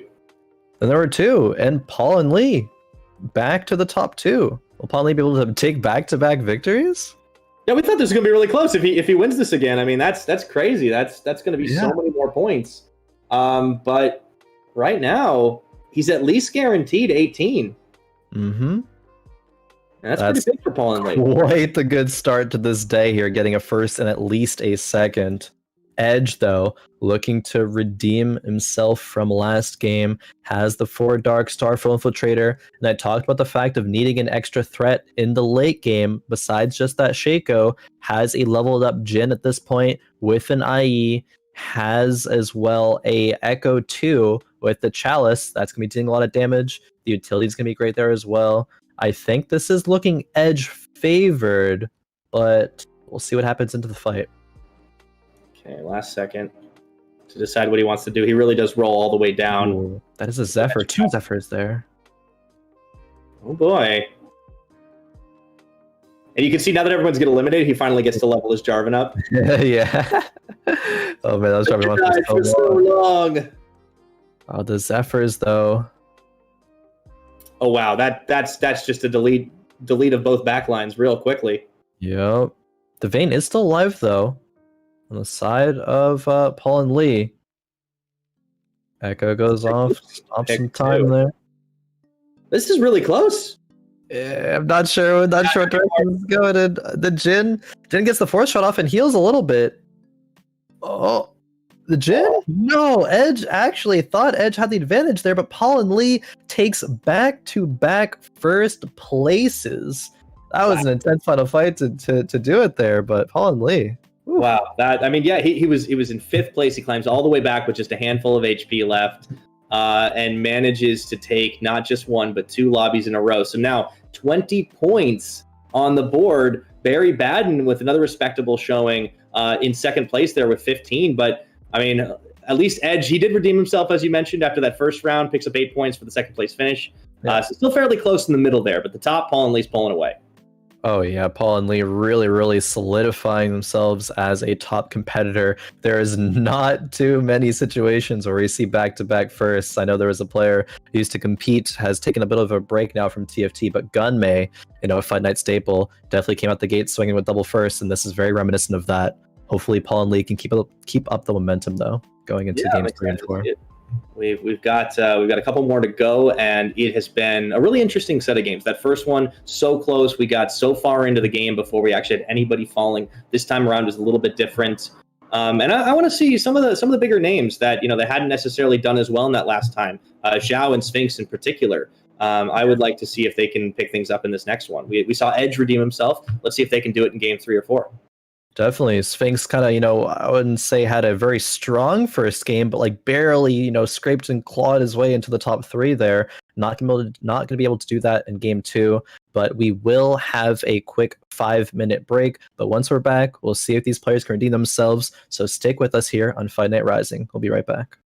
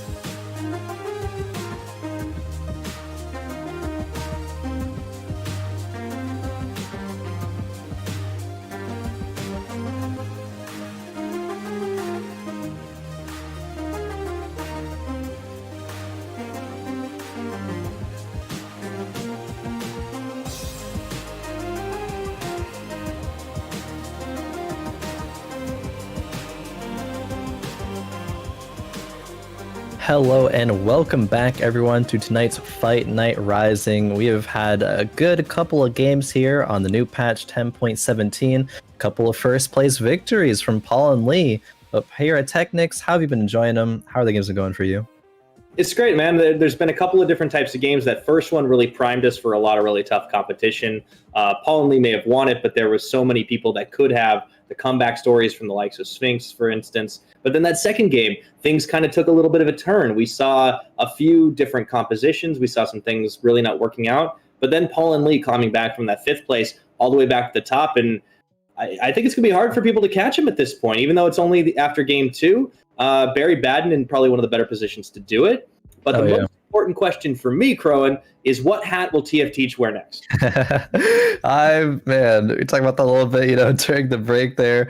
Will it be just rotating between two hats between the 4 games? Will it be a new one? I was like, oh, maybe it's going to be a fedora. You're like, you educated me on what a fedora actually is, so I learned something. But I only know that because I'm a nerd who has way too much time on his hands. But, if aren't we all? Did a good job. Thank you for that. But yeah, I don't know. That's the question. Will we be on a galaxy? Will TFT wear a new hat? Will paulhnlee get a 3rd victory in a row? Will Sphinx drop to 1 HP before anybody else? Question and more will be answered as soon as we get into the game. But I'm excited, man. I really do want to see the new galaxy. I would love to see Manatee's Delight. I've only had a little bit of time playing on 10.17 myself, and I haven't gotten it yet. So I would love to see what happens when you just have spatulas everywhere. I think your prediction about a lot of Blade Master coming back in with the ZBM probably is going to be the focus. We'll have to see. But that's a lot of ifs. I'm just keeping my fingers crossed. Oh yeah, definitely. I think that with a galaxy, like this new one here that will give you everyone a spatula, I think that at the beginning of the patch, players are not going to know what is the optimal way to play this galaxy. It's not going to be for another couple of weeks that players really start to develop a meta and being like, okay, the strongest compositions that I can force with this spatula are, X, Y, and Z. Maybe it's Blade Masters. That's what comes to mind for me, but it might not actually be the case. Players might just play as though they had gotten that spat on the Krugs and then try to, decide that at that point, not just go into the game being like, all right, this direction is what I'm going to go, boom. But we don't get that galaxy. Instead, we get Trade Sector for game number 3. And we'll see if players are trying to go for some 1-cost 3-star units or not. Kind of like Candor did last game, but not on Trade Sector. Yeah, no, I really like that you pointed out that it really has an individual meta for the different galaxies since they were added into the game. And sometimes it's a minor thing, sometimes it's huge. I think this is one of those galaxies where it is huge because you get a free store swap every single time, a free refresh every single round, and you get a chance to really get those early star level ups. So what would be your prediction based on what we've seen from these players so far? Are they all going to try and hard roll early on for a couple of 3-stars? Does it really just depend on what comes out of the units, or what would you think? Yeah, so I think we've gone through a few different metas where 1-cost units were good. We've gone through a meta in set 3 where the Candyland composition was good. The Poppy, TF, Zoe's being 3-starred. We've gone through also Xayah, Blade Master, Xayah reroll, tier 3ing her was really good. And Battlecast as well. Battlecast being one of the most recent ones, but I think through all those compositions here, like maybe Edge there, already has a couple of Jarvans and a Xayah, but I think at least one person will try to go for a reroll strat and tier 3 a bunch of 1-cost units. We saw even last game Candor do it with Caitlyn's, which is something that we have seen before a little bit. It wasn't too popular though within that reroll meta. If I were to guess what comp it is, maybe would lead towards it being Battlecast, but really unsure though. Yeah, we're already seeing a couple of people take advantage of that to try and get an early 2-star. We had paulhnlee, winner of our first and second lobby here, getting that early Poppy pickup. But, the thing about playing a very bold strategy like that, when you have 2 wins already on the board, you can kind of afford to do it, right? Even if you don't do as well this lobby as you have been, you're still sitting on 20 points. You're still maxed out. Definitely. I think being in paulhnlee's position, actually, as from myself being a TFT competitor, my perspective is, I don't want to do any risky things. I just want to play for getting, top 4s barely and just making sure I don't 8th place a couple times in a row and someone like who was it, Barrybadden, can have a couple of good games and take my spot away. I just personally, want to be able to remain consistent. Of course, everybody's going to be approaching these games and approaching tournament play a bit different. So the question is, how is paulhnlee going to to perceive this situation? Is paulhnlee going to want to just remain consistent, or be like, oh, I have a couple of wins, I can try something new? And even if it doesn't work, maybe paulhnlee is confident enough in their ability to still get even top 4 with that and not go for not get like a random 8th place or something. Yeah, that's totally fair. Let's see how we start it as we kick things off here with round 2-1 on the trade sector. Yeah, Barrybadden already committing to making a red buff without any blasters at this point even. So a little bit of a hard forcing composition there, I suppose, from Barry. It's worked out pretty decently well. I believe, a second and then a third were Barry's previous scores. So working out so far. Why change it, right? Yeah, he's been pretty consistent so far, and that Nocturne has managed to live through the rest of this, even with the 2-star TFT. It looks like the ultimate comes out and it's going to be tanked by the Malphite just enough. So the first win going in favor of Barrybadden. Yeah. Candor taking that early loss. Who else is losing early here? We got TFT, paulhnlee, and Edge. Curious about checking in with TFT. You read my mind. I'm like, as soon as we swap to TFT, I'm looking right down at that camera. I want to see what he's wearing. What if he just he has no hat? He's just completely trolled us. That'd be unfair. Even would be. I'd feel robbed. Oh man. Sphinx putting in a bunch of Jarvans early on. He actually has 2-star Jarvans, so that answers some of your questions. Yeah. Deciding to actually play 2-star Jarvans over having the sorcerers and then Ari, the damage is going to be lacking, but the tankiness will be there. We'll see. Yeah, oh, that's going to be a Nautilus 2 from paulhnlee there. That is very early for that one. Yeah, and he's got the Ziggs as well. So, this is a very hefty front line, some decent damage. That Zoe's going to have to pull double duty, and it looks like it's not quite enough. The Jarvans stay alive, though. Yeah, Jarvans stay alive. Both Jarvans about to die, though. Rakan jumping in, but I think the Tier 2 Nautilus and Tier 2 Poppy and Tier 2 Ziggs are just too much to deal with here for Sphinx. And paulhnlee lost the first round, but is starting to turn things around now. Yeah, feels bad for Sphinx. He had the Ari, didn't end up using it. And now we check in. We get our answer for TFT. It's the classic Teemo hat, of course. Yeah. I like it.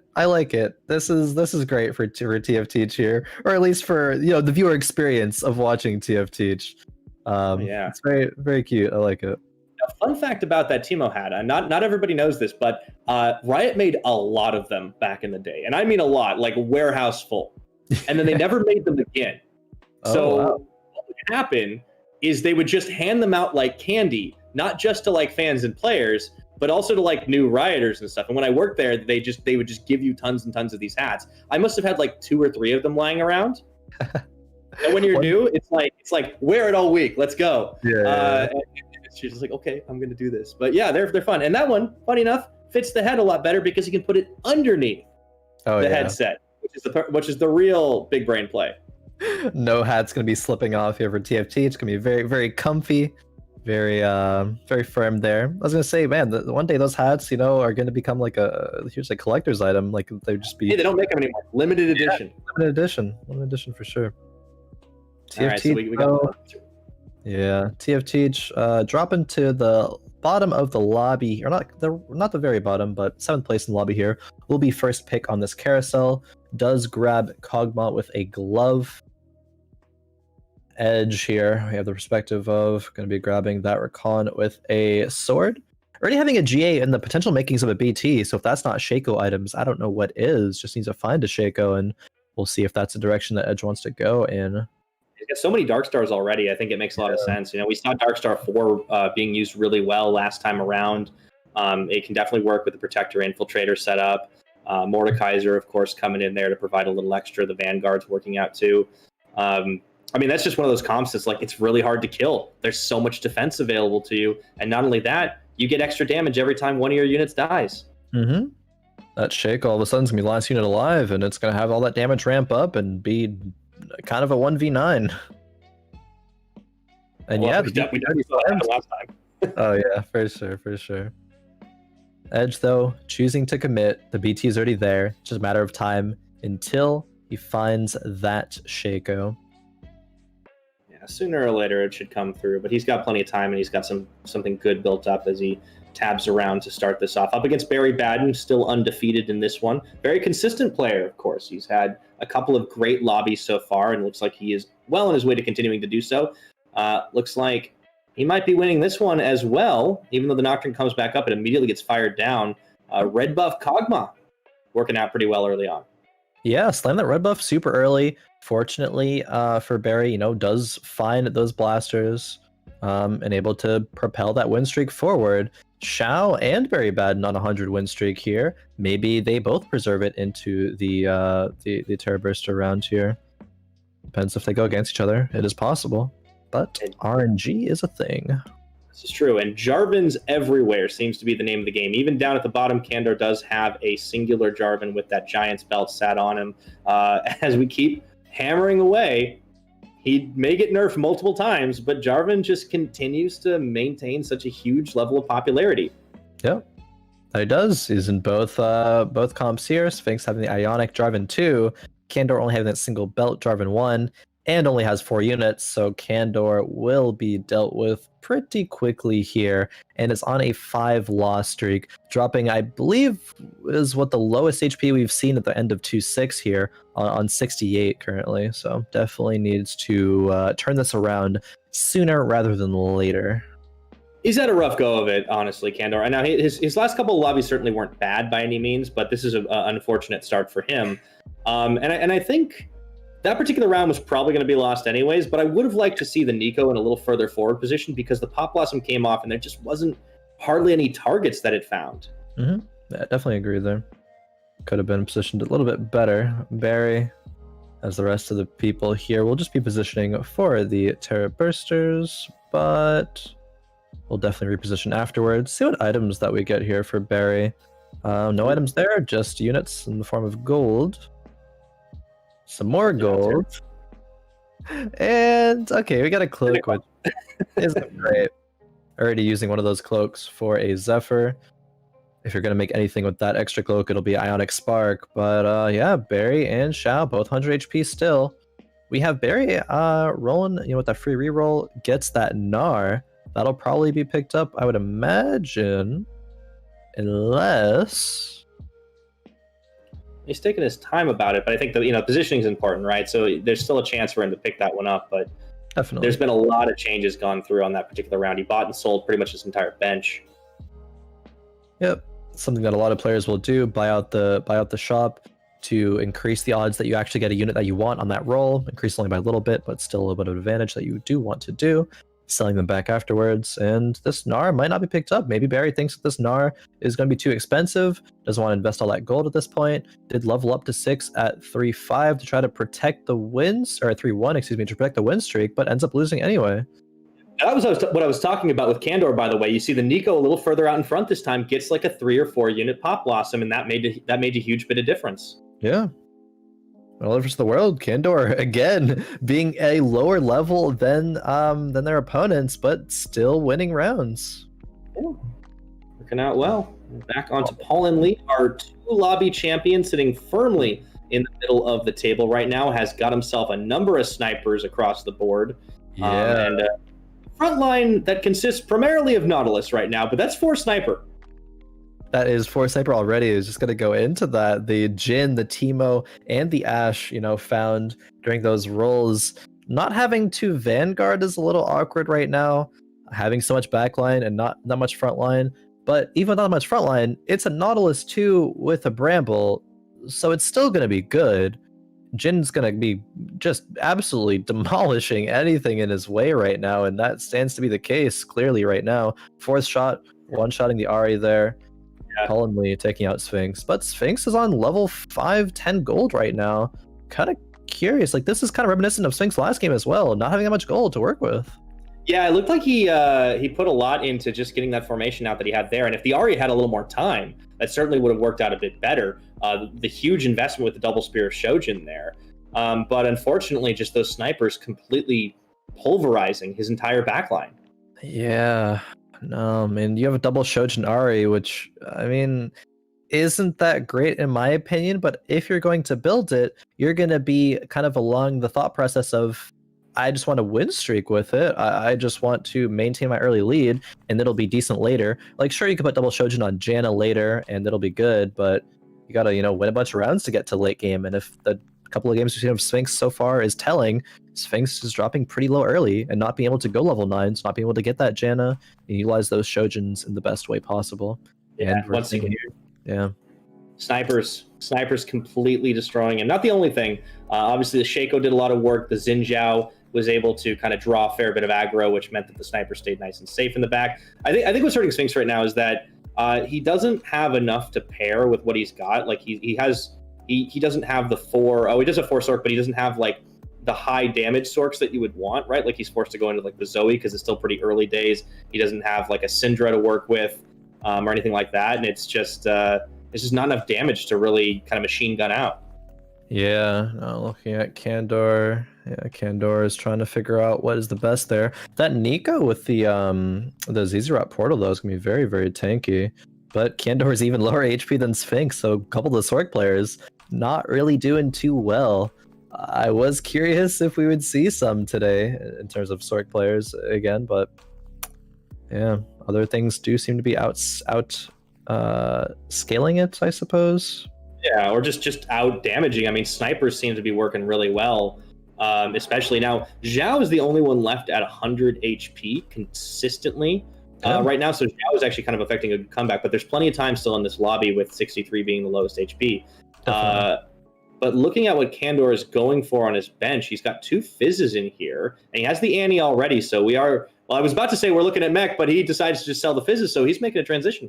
Yeah, it's like what I said in game 1. It's like, oh, these items don't look like they're mech here, but like maybe they pull out mech anyway. But it wasn't the case here with Candor. Sells the fizz, puts the belt on the Nico, and that front line's pretty strong.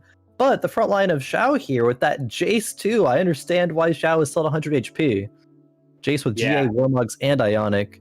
Gonna revive from the GA state and do a bit of damage there. This is kind of close though, but Syndra too, yeah, at the end here. Yeah, that was extremely close, but Zhao still hanging in there, as you mentioned, just that big damage soak, really doing as much as it needs to. And now that looks like we do have paulhnlee managing to find himself another Vanguard. That is, of course, the Wukong, but it's still not the biggest front line. Like that Nautilus has to do a lot of extra work with that Bramble Vest. Yeah, I mean, this is kind of, unless you have a Gnar in here over a Bard, which you're going to want 3 Astros, so you're gonna have one of those units. This is kind of what the Astro Sniper's frontline looks like at level 6, level 7. Once Wukong gets to be tier 2'd, that'll be a lot better. Once the Gnar, if the Gnar is found, once the Gnar is tier 2 as well, you kind of have enough. I think it's still okay right now, just because Nautilus is tier 2 and has a Bramble, so a bit of extra tankiness there. But definitely will get outscaled later, unless things like Wukong 2 are found.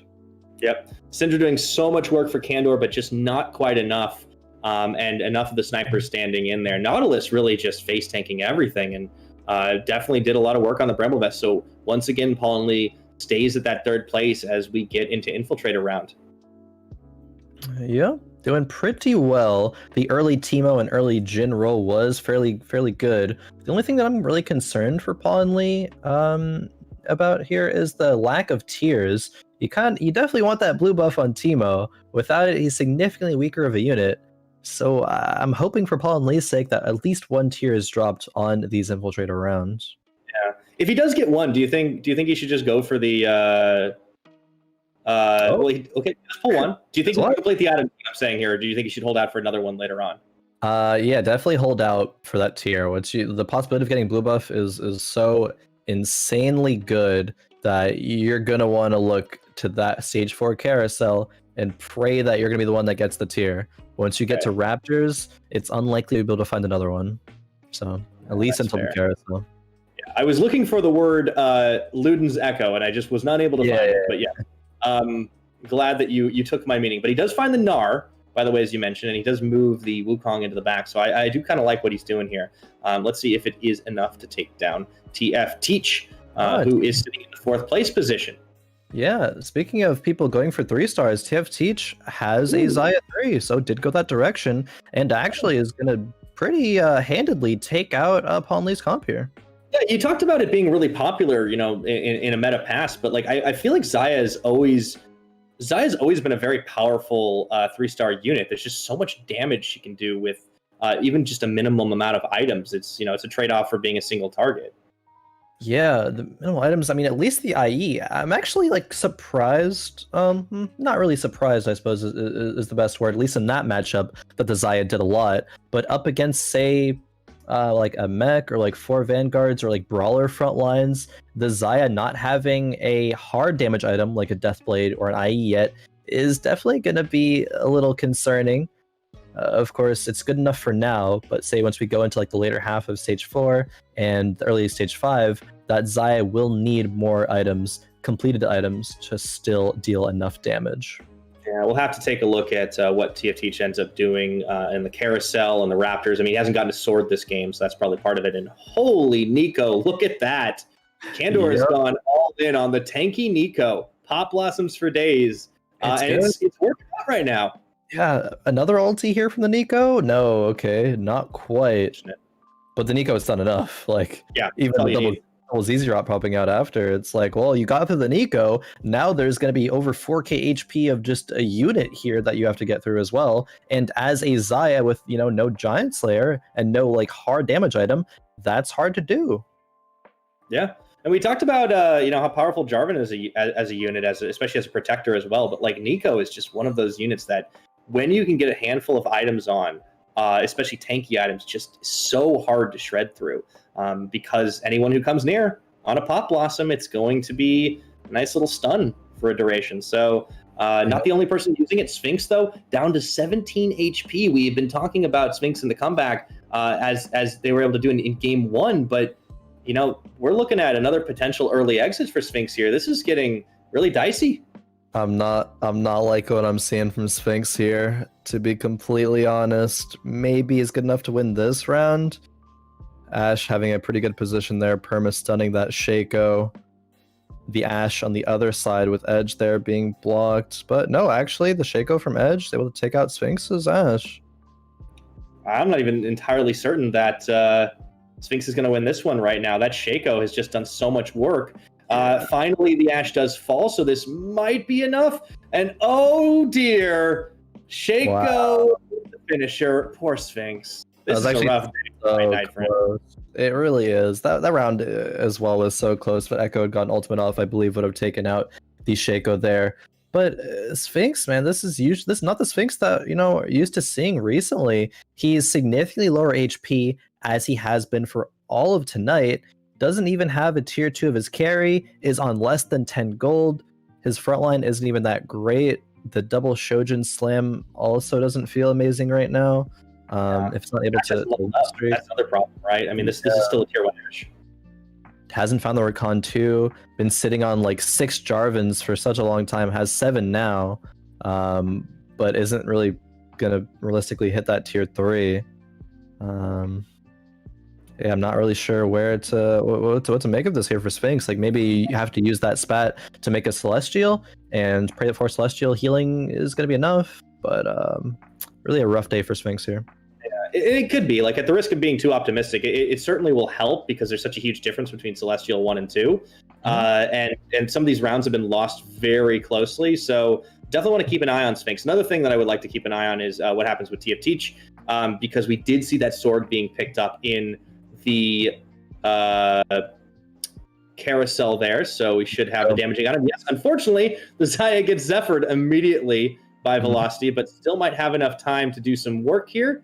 This could be a little close. The Xayah does fall, but so does everybody else. Velocity might be in some trouble here. That Vayne's going to need to pull double duty, and the Riven getting a lot of damage out. Riven 1v9 that actually. Riven 2 from Velocity. Really pulled it off there. Did work. Sphinx actually lost that last round and dropped to 1 HP. Still on Ashe 1. This is do or die right now for Sphinx. I know I keep harping on the Sphinx thing here, but it's not what we're used to seeing. And yeah, I don't know. I mean, what do you do at this point? Like, it's so hard to try to make the transition. Does end up swapping for a second, deciding if the Ashe or the Urgot is going to be a little bit more worth it right now. But 4 Celestial, 4 Protector, 2 Sniper ends up just kind of letting it ride here. He doesn't know what to do. Oh, yeah. man. Oh, now as well. Oh, boy. Urgot still on the bench. The double Warmog's Ionic Nico there. Oh, man. Is that going to be able to get defeated? Actually, the Ash arrows are going past the Nico, stunning the Syndra. But it doesn't matter. Everything else is dying. Yeah. Yeah, it's just unfortunate. Sphinx just never really got rolling, and you can see that entire round 4 was just not really in his favor. So Sphinx ends up bowing out in this game 3, negative 13 HP for an 8th place finish. Unfortunate, but sometimes it is what it is. There you go. It is what it is for Sphinx there. 8th place in game number 3. Has one more game to come back, so maybe he's, get back into the top 3 to be invited back next week, but it's going to be a uphill battle for sure. Sphinx, yeah, double back-to-back 8th places. Not where you want to be, but rest of this lobby. Candor on a 5 win streak right now. Turns out this double Nikos, are Nikos with like double items. The ZZ Rot for the Candor. Someone else had a double Warmog's Nico. The front lines here. Really doing great. Right. Yeah, and especially considering some of the item changes to make that happen, right? Like when you talk about double Warmogs, because it doesn't have that like regeneration anymore, it's more of just like a pure stat item. You can get so much more out of just getting the double stack, but the ZZ Rot more or less the same too. And speaking of Nikos, there's a Nikos Help sitting on bench. And I wonder if maybe there's a Soraka that could be leveled up. Maybe it's going to be a Nico 3. You got to Nico that Nico to make a bigger Nico. Biggest Nico. Potentially. I mean, going for what it looks like to be Syndra 3 as well. So Candor is going to be rolling at some point here for those. Yep. Going up against that Xayah, though. And that Xayah is just shredding. Can the Victor or the Syndra take it out? He stays alive too. The Xayah does go down, but it's way too much overwhelming. I was going to say before this round, it's really nice to see the Sork build starting to really work out because it's just been beat down so many times. But I'm glad I held my tongue on that one because it ended up losing that particular round. The Xayah just too strong. Interesting. Yeah. Fizz gets lapped over here. Yep, that is interesting because generally, I mentioned earlier too, Fizz is a really good solo unit. Generally with Rebels, Fizz is a good unit to put in. Buffs up the Zed as well as the Fizz. Fizz going to the back line, making it easier for Jinx to get that reset, but deciding to maintain that front line with Blitzcrank instead. Gives 2 Brawler, gives 2 Chrono. Not a bad move here, and definitely needed to keep rolling for that Jinx too. He did hit it though, so gonna be pretty strong. But paulhnlee, level 8, and has Jhin 2 with 3 items. The Jhin is seemingly stronger than the Jinx, at least right now. Yeah, for the time being, and paulhnlee still sitting in that 4th place position. And again, that's a very comfortable place to be when you have had 2 first place lobby finishes. But Barrybadden not in a bad position either. Bit of a tongue twister there because Barry's had a couple of placements in top 2, top 3, top 4. And as long as you can do that consistently, you can kind of hope for an upset turnaround. But so far, that is kind of being denied by paulhnlee, still sitting in the middle. Yeah. Oh, man. So no blue buff for this Teemo here. Was a hand of justice after all. But it feels bad, but still have an item slot open for, say, if this next Carousel has a blue buff, or if a Carousel in the future has blue buff. Candor, though, got that Nico 3. Saw it on the right-hand side there, so I want to check that out soon. But this round, though, paulhnlee versus TFT. And TFT's Xayah is just going off right now. Look at the DPS that's being pumped out. Yeah. Might just be enough to finish the job, and it is just barely. I cannot believe the timing worked HP. Out. Man, that was something. 17 HP on the Xayah there. That's just... You really hate to see that right there. But, I thought it was a GA for a second. Then I'm like, wait a minute, there's no GA there. Yeah. That was crazy. And once again, Edge's Shaco just continuing to prove why Shaco is one of the most annoying units in the game. Very much hashtag my opinion. That's the opinion of a lot of people, I'm sure. Don't think that you're alone there. Okay, I'm glad you know it. That Hextech Gunblade. Interesting. Okay. See where that's going to go. Probably the disparity here in the bottom, but it starts to even out a little bit closer. Seeing if Candor can hang on at that 13 HP. Yeah, pretty low here. I think, did actually end up losing the last round even after getting Nico 3. Not going to be great. Not going to be great telling of the future here, but hopefully that was just a one-off thing. Hopefully the Nico 3 will help Candor stabilize. That Gunblade, I believe, will go on the Syndra. Just needs 2 more Syndras for a Syndra 3. Not going to go for RE3 or anything else. Zhao just got a Zhaotft too. Oh, wow. Yeah, that's exciting. Zhaoft's sitting at the top of the lobby, so yeah. Yeah, Gonna be pretty he's creeping up right now. Like that's the thing. Like we've been talking about the hat, but I mean the skill has been coming into play. Very true. On a win streak there, sitting in second place. Curious to see what happens with Candor here. And the Gunblade actually, is it gonna go on Zhaotft or is it gonna? Okay, it goes on the Syndra. And the Syndra's protected enough for the time being. As long as they can delete the Nautilus, and they do, man, starting to tap all the snipers. This is big. Yeah, paulhnlee takes a pretty big loss there, taking 15 damage. I was gonna say maybe Candor is being a bit too greedy and not Nicoing that Zhaotft for a Zhaotft 2, but instead greeting to find that Syndra 3. But it worked out at least that round. Hopefully it'll work out this round as well, so that Candor can get into that Kane round. Yeah, okay, goes for the buy, sell, and see if you can rotate into it just to try and find a couple more Syndras, all you really need. But yeah, I mean, at this point, TFT at the top of the ladder, paulhnlee falling down is great for Barrybadden, but Barry is also sitting a little further back. Zhao has been very quietly maintaining a good position here. So this tournament tonight, Fight Night Rising, is continuing to like really show how competitive it can be. Oh yeah, great placement on Candor there with the Nico actually dodging the Zephyr. The Soraka eats it instead, and while the Nico is 1 hex back from the front line, is still being able to tank and is going to allow that Syndra to keep getting her casts off, and is the reason why he won that round. Yep, another win up against Barrybadden this time, and yeah, Candor really hanging tough with the 13 HP, surviving until the Kane round. Let's take a look at the item coming through. We'll tab through for the rest. Bramble Vest, paulhnlee. Actually, that's pretty solid. Bramble.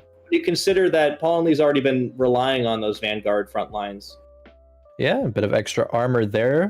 Harder for comps like the Xayah or like the cybernetics to get through. Unfortunately, Edge did fall last round as well. So yeah, Sphinx in 8th, double 8th, and then Edge being in 7th right now. And after a second place finish last time around, Edge has got to be feeling a little up and down for sure. Bit of a roller coaster there. Velocity managing to get the finish there and picks up a static shiv. Static shiv, pretty good for cybernetics. Probably will go on the Echo, I would imagine. I think you're right about that one. Yeah. Ooh, hits another Irelia 2 and a second Echo. Maybe keeps rolling, try to hit that Echo too. Not yet. Shiv on. Yeah, shiv on the Echo there.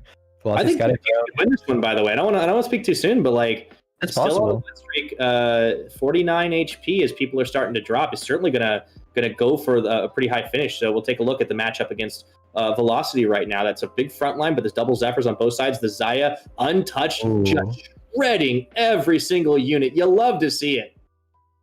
Man, yeah, you saying there's a possibility that TFT wins this lobby after seeing that round. I'm definitely inclined to believe that. Candor falls in 6th place, and we have 3 other players remaining with single-digit HP.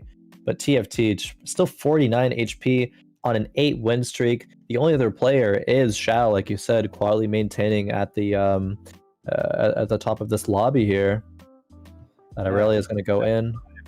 Now, if paulhnlee does drop, because paulhnlee's been in this position before, been very low HP, 5th place, did manage to crawl back and still win the 3rd lobby, it would be absolutely insane for that to happen again. Hell yeah. But we'll see. I mean, I'm not going to count anything out. It's been a crazy night already. But it has. TFT versus Barrybadden. Barry has top 3'd 2 games in a row. Will Barrybadden get eliminated in the bottom 4 here? I just watching the Xayah. Every time we're in a lobby, we're in a matchup with TFT. I just want to see where the Xayah is. And Barrybadden does get knocked out. So that is actually, with paulhnlee surviving, Barrybadden getting a 5th place finish. That is huge for paulhnlee and devastating for Barrybadden. Barrybadden being the only player really to be able to contest that top spot from paulhnlee, at least right now. Velocity grabbing that Echo 2 as well, though. Paul, you must be feeling really good about this, though. You get 2 first, then you're top 4. Like, you're chilling if you're Paul and Lee. Yeah, you're having a great time. And, we talked about the whole conservative approach versus the more aggressive approach. Either way, things have worked out. So Paul and Lee definitely guaranteed to go pretty darn far so far. Barrybadden, not too far behind at the moment, but keep in mind those 4 points have kind of already factored in. Yeah. But yeah, if you're TFT, you're feeling pretty good about your chances right now. Definitely. Especially being in this game, being 49 HP, win streak. If you have another good placement next game too, can really get up there and contest those top points. Mm-hmm. Oh wow, that was a Vi interrupt on the Jin, the Lulu cast. Man, that was like inches away from happening. It's still going to go down. Paul and Lee will get eliminated here by Velocity, but still gets that top 4 finish as you mentioned. Velocity really clawing back as many points as possible, and Zhao dropping again down to 10 HP. I really think this is TFT's lobby to lose. Yep, 100% agree with you there. Jumping into stage 6 Carousel, see these players are going. Zhao takes a Star Guardian Victor, so we'll see soon enough if that's going to remain on the Victor or go elsewhere.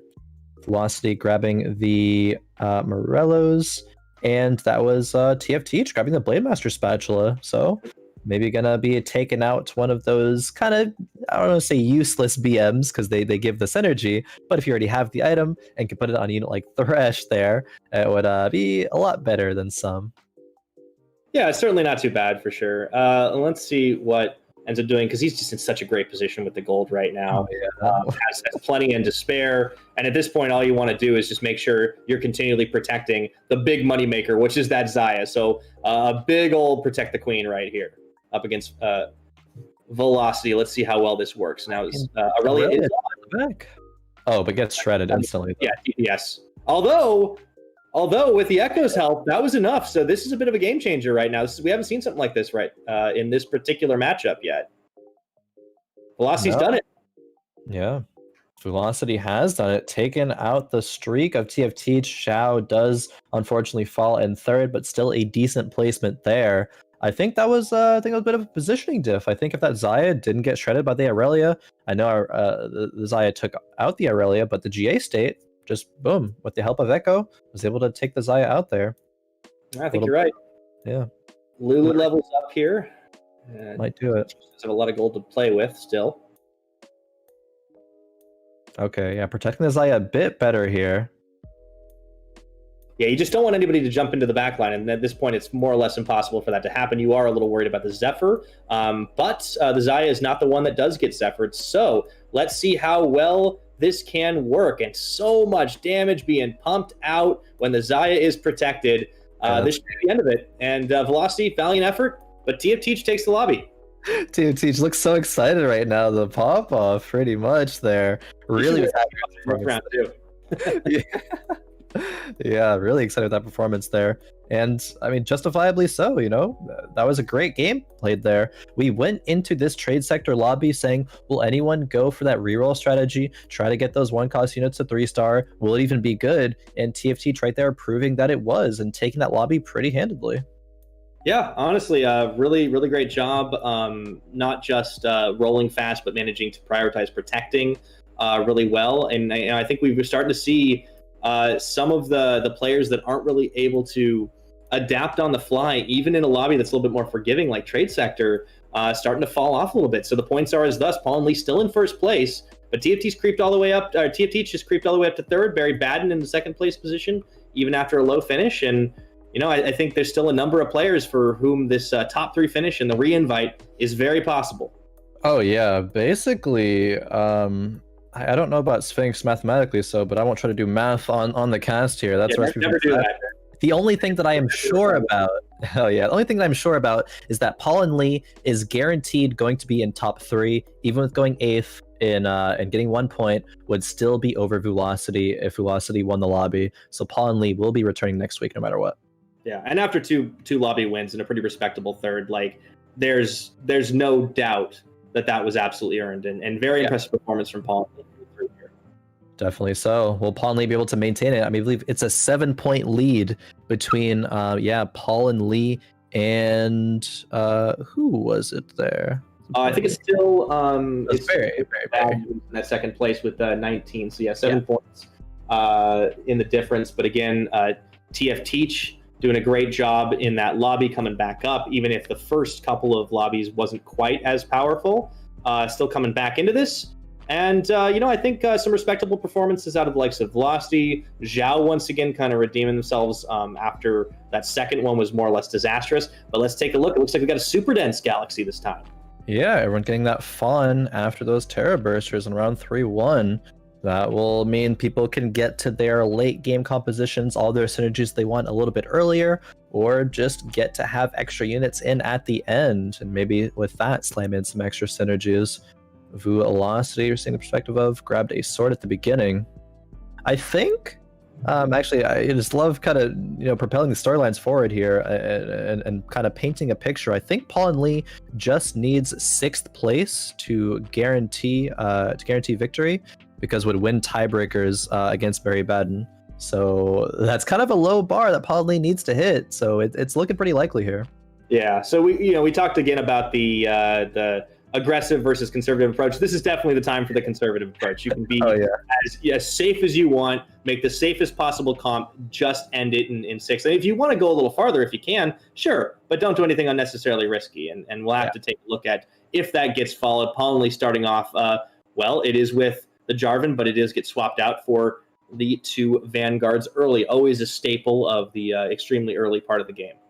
Definitely. And talking a little bit about that safe approach, if you have a couple of chain vests here, it's like, okay, might as well slam a Bramble. We saw how good the Bramble was on, I forget whose board it was last game, but that Nautilus 2 with the Bramble vest, that was hugely successful through the early mid game. Oh yeah, and the game before on the Malphite, I mean, it's such a great item if you just want to soak so much damage and dish it right back out, especially against melee attackers, right? Which there's going to be a lot of in the early game, and slow damage to the melee attackers at that. So that Bramble will get insane value at that point. Okay, only gets the early Ash. Looks like it sold as we swap our perspective over to Barrybadden here, who is Yep, I want to say almost like Barrybadden's had a very quiet set of games, because it's always been a good finish for Barry. Yep.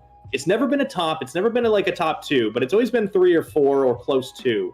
And it's kind of just consistency in a series of games that have just been so all over the place, with different people winning lobbies. paulhnlee still getting 2, but having lots of crazy comebacks. We're seeing Barrybadden just very consistently kind of earn points every time. Yeah, I like that. I identify with the Barrybadden playstyle here. Just consistent top 4ing. That's something that personally, I tried to emulate, tried to work towards. So I'm definitely liking what I'm seeing here from Barrybadden. As long as this game number 4 still able to remain consistent, get a top 4 placement, I believe, with that, we'll be seeing him back next week. Yeah, hopefully. Talk about slamming early items, though. Sphinx now really has to do something to get back into this, and goes for the red buff on the Kog'Maw. Just getting the double blasters out early on. Pretty solid start here. I would even consider slamming that Ionic Spark. Ionic Spark's a solid item throughout all parts of the game. Early, especially so as well. Barrybadden, we see on the other side that we were just talking about, leveled up pretty aggressively, but with that only puts an extra Graves 1 in. But oh, hey, you've got a Kog'Maw, I've got a Kog'Maw, but mine also has a sword. And I have an extra unit on the board too, so I'm going to 4-0 you, and Sphinx taking 8 damage to start things out here. Ouch. That's been the story for tonight. Sphinx taking a lot of damage early. It's a little unfortunate for Sphinx. So taking a look at Edge, another player that kind of has had some ups and downs, if you will. This time, kind of a smattering of things. Does get that early 2-star Twisted Fate, but not really building any synergy at the moment. Just a lot of units. Literally 0 synergies. Just, that TF2 being the most appealing unit there because of that reason. Edge losing that first round will probably end up losing this round as well. Yeah, Barrybadden keeps showing up too. Barry's just taking down everybody early, but you can tell for Edge, that is very palpable frustration right now. Sometimes what you were going for in the rotation in your shop, it just does not work out. And unfortunately, Edge, it doesn't even take out a unit. Either frustration or just deep in thought, trying to concentrate and being like, all right, this early game isn't good, so how can I salvage it? How I can make it the best that I can? The thing about TFT, you just wanna play for those slight optimizations, reduce variance, try to be consistent there. Definitely trying to look for that, but Edge falling pretty low, at least right now. Still above Sphinx, though, so definitely not last place. I mean, yeah, everyone's been above Sphinx today. Yeah, now Candor is a player that, like, despite the finishes, I've really liked what they've been doing. There's been a lot of interesting, like, comps kind of being built. There's been a lot of, like, fun positioning. It's just a very high-risk, high-reward style of play, it feels like. Yeah, definitely so. And, like, it seems as though it could have gone farther, like you've said, but the placements have been, like, terrible. Like, there's no 7s and 8s, but no top 4s either, kind of barely missing out on that placement. Oof. So hopefully Candor is going to be able to get at least one top 4 placement in here. Not quite enough. Candor does get beaten on that one. It was a little unfortunate. The Darius didn't quite get that second slam off. It was so close. Into a little voidling. But when Super Dense comes in, things should probably change a little bit. Of course, it will change for everybody, but yep. Oh, we have a different hat here for TFT. Oh, yeah, we do. Hey, I don't actually know what kind of hat that is. But we went 4 for 4 different hats every game. Yeah, no, I'm impressed. Yeah, I hope this one works out just as well as the team hat. I want him to turn sideways a little bit. I need to see. Is that what? I don't know. It looks like a park ranger hat, but there's some weird stuff on the side. He's leaning forward. Hold on. This is important. Like, your guess is all right, chat. Anybody in the chat know what that hat is? Because I am lost. I'm impressed, and I am lost. Hopefully Twitch chat can figure it out for us. But what TFT is doing here in terms of figuring things out is figuring out a strong start. 100 HP with Zhao. Zhao was one of the 100 HP players, I believe, last game as well. But TFT, that blue buff Ziggs, pretty strong to start things off here. Yeah, Zhao's pretty consistently had good starts in this game. It's just always been like a matter of how long it can be kept up. But TFT does have some pretty solid pickups early. I like that blue buff on the Ziggs as well. Pretty well protected, so already Brawler Rebel. Yep. Going to be pulling that Bard in there from Edge. So Bard not going to be generating any XP. Nope, none at all, actually. Ooh. Yeah. And the Vi, very crucially, is able to help finish through the front line. The other Vi does go to the Ziggs, but way too little, way too late. Edge is going to get taken out on this one. So. Oh, man, we get it. Excellent. A close-up. It's great. I still can't figure out what it is, but thank you, production, for doing this. Yeah. Oh, we appreciate it. That's the real MVP is the hat. Oh, man. Edge dropping very, very low. Already on 68, and there's still a round to go before the first neutrals. Oh, yikes. Yeah, it's been losses, but losses by a lot, actually. That's kind of a surprise. Yeah, things are really starting to pull away here in this fourth game. That they are. The HP differential, if you remember from game 1, was like so slim, but at this point, it's like it's so insanely wide. Okay. Oh, it was actually showing the hat there. Yeah, wings on the side. I think like I think it might be like it's like a custom hat, like one of those like kind of like steampunk like cosplay thing. True. Yeah, it definitely has that vibe to it. That's pretty cool. I do like the steampunk kind of like aesthetic a little bit. Save the best for last. I'm very impressed. TFT knows exactly what he's doing. Hat game on point. Oh yeah. And the win streak is on point as well. Win streaking through all of stage 2 once again. Yeah, Barrybadden is just behind, and Candor is just behind that. So there are a few fairly close players, but you as you mentioned, the disparity as you get into that bottom half is pretty palpable. Zhao falls off pretty hard here. Velocity, we haven't really seen too much of, has been in tough shape. And although Sphinx had gone low very early, has managed to hang on, at least not falling into the bottom. Yeah. Because that dubious honor belongs to Edge, unfortunately. Yeah, it is an improvement for Sphinx here, actually. Hopefully we'll be able to make a bit of gold here because, choosing that level up in favor of making gold. Yeah, trying to sword there, which is, Giant Slayer. Ooh, okay. Okay, you can sell the Bard here. So this is kind of an interesting smattering of things on the board. You can see kind of the makings of some battle cast here, but now we finally get that Fawn coming into play. So I'm curious to see how that alters the comps we have. I actually don't like that decision from Sphinx at all there to sell the Vi. Maybe just it was like, oh, units, I need to sell to make gold, so sold, but could have gotten to a 4 brawler state and had red buff plus Giant Slayer, be able to transition into Jinx pretty easily there. but now doesn't have the option for 4 brawlers. Has the Blitzcrank, but no Gnar, no Vi. Opting for 4 Battlecast though, which I suppose is not bad. It will let the Kog'Maw do a ton of damage here in this early stages of the mid game. Yeah, they can take out the units pelting on the back line. They've just managed to do it. Still enough healing. The question is this enough to actually win this round? And I don't think it is. The healing's there. Well, it might be enough. Comes back up with the Angel. That other Kog'Maw is still doing some work, but the item differential is pretty big. This is going to come down to the wire. Yeah, it's a 4 Battlecast differential, to be honest. If Zhao had 4 Battlecast, that would have gone the other way. But the increased healing there and damage early on, but then healing to sustain him once he dropped low is just too much for that opposing Kog'Maw to deal with. Yeah, I guess it worked out this time. Taking a look at Candor's composition, we got 4 Vanguard frontline, pretty huge here, protecting a pair of Darius. What is a pair of Darius? Is it Darius? It's just Darius. Darius. I don't know. Darius doesn't sound good. It doesn't sound good, but like that's the hill I'm choosing to die on here. All right. I won't challenge you on this one. Oh man. Either way, they're gonna be hopefully farming some money for Candor here. We'll see. Going up against Edge here, and Edge is still dropping in terms of HP in the lobby here. Already on 56 on round 3-2. Here we go. We're starting to get the dunks off. That's 1, that's 2. Can't quite get 3, and that's some low health bars right now, but that other Darius is still sticking in there. Chooses the Vayne, and it looks like it's going to be just enough. Oh man, that's a lot of gold earned there in that round for Candor. Yeah, that's big. Who needs Plunder Planet?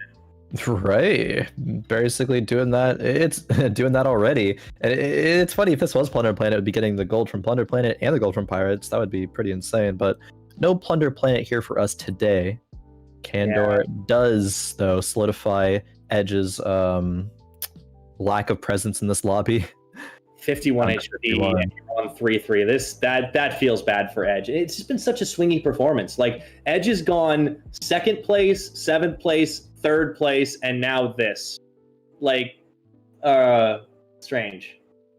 Or sorry, excuse me, 8th, 2nd, 7th. I'm mixing that order up, but yes. Going on that roller coaster, going bad to good to bad, and hopefully good this game, but we will see. Candor got up against Sphinx. Okay, the Darius is starting to do some damage, but Caitlyn ultimate. That's big. I don't know if it's enough. It's big.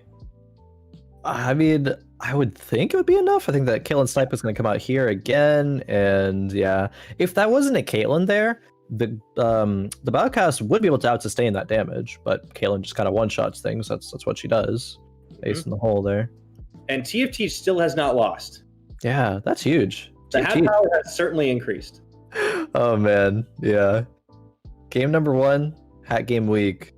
Game number 3 and 4, hat game real on point. So we've got some serious like tier lists. If like the hat game corresponds to like power levels, we've got the Uncle Sam hat is not the weakest. It's the 2nd weakest. The captain hat is the weakest. True, actually. Is really strong, and now we just need to see where the steampunk hat falls. It's looking good so far. It's looking like at least an A tier, maybe a B tier at the minimum. Yeah, hopefully gets into that S tier hat ranking with the Timo hat though. Yeah. See, I don't actually analyze games. I analyze hat game. That's what I'm good for. That's why they brought me in. Yeah, that's really what we're here for today. Mm-hmm. Barrybadden though, Kog'Maw 2, that placeholder for the Jinx, and utilizing that very well. And Candor goes for the level 7. All right, it starts to open things up. Especially, I love this particular galaxy because you just get so many more options to build out compositions with that extra spot.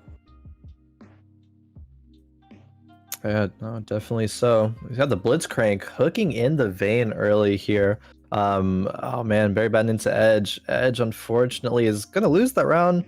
Maybe because of that. Maybe would have lost anyway, but who knows? I mean, it looks pretty close otherwise. I think the big difference there is the fact that the Kog'Maw was completely untouched, was able to just pew out the damage constantly.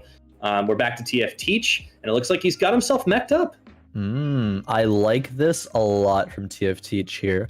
While granted, there is not any good mech items besides, GA being a passable mech item, there is already a blue buff in Morello's, which is great for a for a victor if TFT is going to remain on that same mech line. However, on TFT's bench here is also a Teemo, and I believe a Jhin as well as, a couple of Wukongs, actually a pair of Jhins. So not only is there an option for a transition into mech here, but there's an option to transition into Astro Snipers, both extremely good compositions, and TFT being at 100 HP, but is putting himself in a position to basically transition to whatever he wants. And he's got 53 gold in the bank, regardless of what happens this time around. Like, so TFT is in such a great spot. Even though the mech gets evaporated because of the lack of items here, there's still going to be a fairly close game. Ziggs does finish off one more.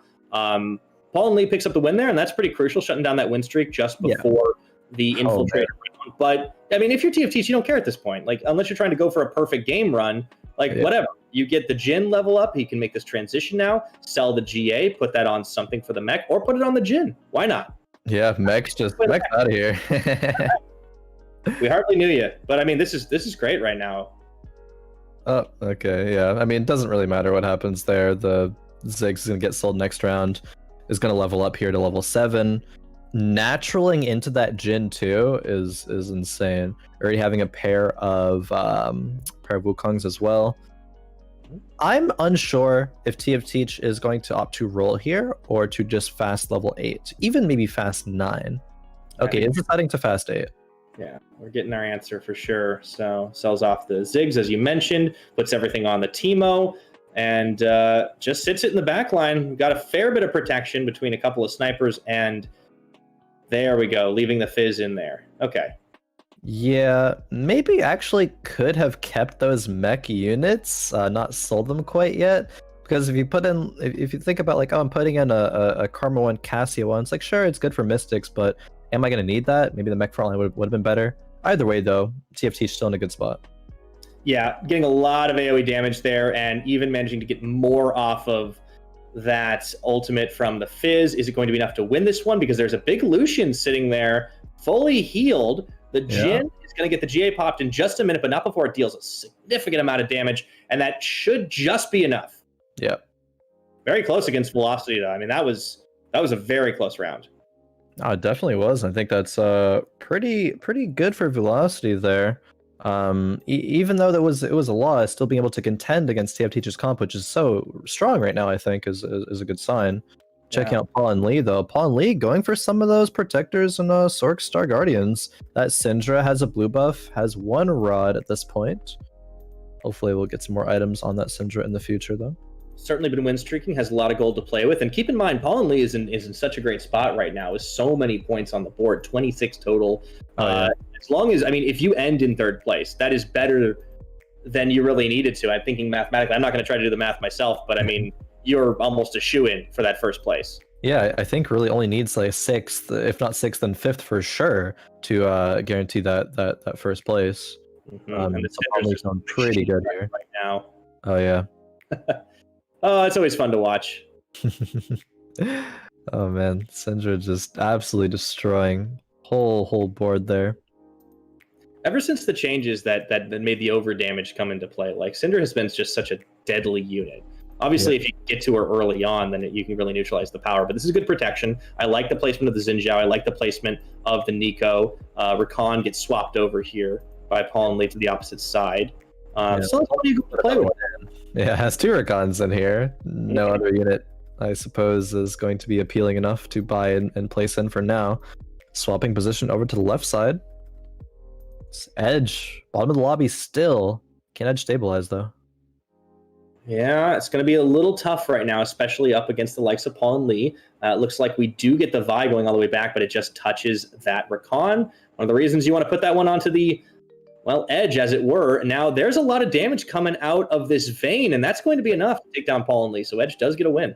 Yeah, I don't even think Edge had 6 cybernetics, unless I'm mistaken there. I think Edge only had 5 and was missing the Irelia. I'm sure we'll check that out soon, though. Carousel time. There is 1 spat here, so if anyone needed that one, gonna be available. Okay, it was actually only 4 cybernetics, not even 5, but yeah, didn't have the 6 yet. Picks up a sword on that Urgot there. Yeah, doesn't have an Irelia, and also doesn't have a Lucian or an Echo either. Of course, Echo can be hard to find at this point, but no Lucian. Yeah, Candor is the one that ends up getting that spat. So we'll see what that turns into in this particular one. But it has been an exciting couple of rounds, for sure. Yeah, definitely. I think that the lobby is shaping up as to who's going to be kind of in trouble and who's chilling right now. And TFT and Barry, paulhnlee as well at the top here, definitely chilling.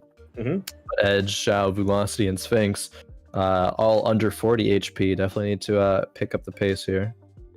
Yeah, I think the three that you mentioned first, like those are the guys that are really just feeling pretty happy with overall placement, not just in this game, but in across general. the board. Especially after what happened with TFT's last time around, considering the current placement in the lobby, Barrybadden got to be feeling pretty happy, and paulhnlee, right there after it. So Candor climbing up there, maybe that can change a little bit, but we're still keeping an eye on Edge and seeing if Edge can stabilize, as you mentioned. Pretty good. Definitely. There. Looking good for this round, of course. I feel like there's two types of TFT players in the world. The kind that run their little legend all over the board for no reason. And the kind that just never move. There's like zero difference. Or there's zero in between. Yeah. 100% agree. 100% agree. I don't even know. I think I do it subconsciously. I just like click around the map. I think I'm one of the ones that just run around everywhere. You just gotta get moving. And that's like whether or not you have like space pirates or you're on Plunder Planet or anything. It's just no, just run around the map. Yeah, just zooming around. Vulocity gonna need to do some zooming around as well in terms of getting some wins. That Vayne needs to kite around. Aurelia needs to zoom around, dash around, get those kills. Candor though, double GA over there. One on the Jin 2, one on the Shaco. Who's gonna take this one?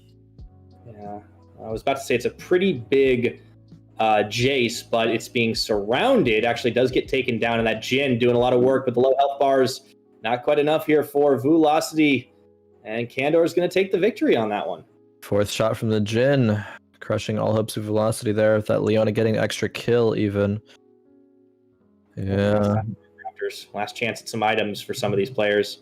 Critically, Sphinx kind of quietly moved up into fifth place, and it may not matter too much going forward, but coming back from the brink in this final game. Yeah, definitely better placements here, better positioning. In terms of the lobby in general for Sphinx. So I do like that. Vulocity though is struggling. Vayne 1, Aurelia 1, no pairs, 10 or 11 gold, level 8 on Raptors. Like this is not great. Probably will not find a tier 2 of a carry unit before Vulocity's game here is over.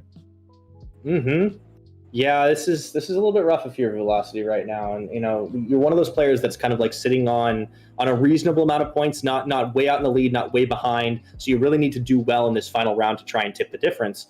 But it's kind of not looking that way right now. No, it's not. Picks up an Ezreal. Okay, finds an Echo. That's nice, but still... At this point, what are you going to do with the Spear of Shojin here? Put that on Echo too? Or maybe go for the Deathblade Aurelia? I personally, you have a pair of Aurelias. I don't know. What's good? The best power spike right now is a Shojin on the Echo, but in general, I think the Deathblade Aurelia would be better. Tyr is just going to remain on the bench there for now. Yeah, also that Jace of Zhao's is just destroying, even though the Vi got there, just not enough, and this is going to be it for Vulocity. Goes out in... Yeah, Edge falls as well, but in 7th. Yeah, Edge exact lethal on Edge. That's unfortunate. Yeah, definitely feels bad there. Zhao's in a 6th place position too, has kind of dropped off there. So now we're looking at a really interesting finish here. I mean, Zhao has had a couple of ups and downs. I was talking him up a lot earlier on. Coming into Fight Night Rising last week and pulling off a very impressive 3rd place finish. Doesn't look like it's going to happen again. Yeah, and Edge had that one good game, but a couple of 7ths and an 8th there.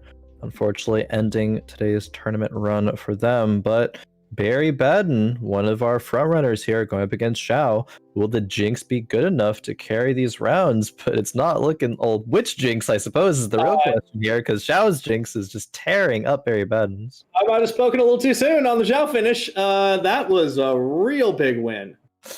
Yep. The thing is, Barrybadden has 51 gold right now, is choosing to save up and level to 9 before really spending any. Choose to do that now. Only has 12 gold left. Needs to find some upgrades. Needs to find another unit to put in. Just got a Yasuo too. Yeah. Oh boy. What do you do from here if you're Barry? Put another GP1 in? Like, yeah, it's not great. Oh man. Swapping position here to the other side. Barrybadden. Is this gonna, like, it's been so consistent. We've been talking him up so much. Is this where it all changes in the final round? I mean, that Aurelion Soul's got to do some work. That is a big gangplank ulti though, but it gets immediately healed. How big was that Soraka? And that was great. That was intense, but it might not be enough after all. I don't know. This round's really close. That Jarvan just survives way too long. The Jinx trying to do a lot of work, not quite enough. Barrybadden's still alive, but it's not looking too good. No, it's not. And the unfortunate thing there, oh man, spent all that gold, level to 9, but still is losing. Didn't hit. Doesn't have a good unit to put in. Had to put in a second GP. Yeah, man, maybe needed to risk, one more round just to get that extra gold to roll with, to find that GP too. And it's crazy how much like one round's worth of decision making can decide the entire lobby after a while.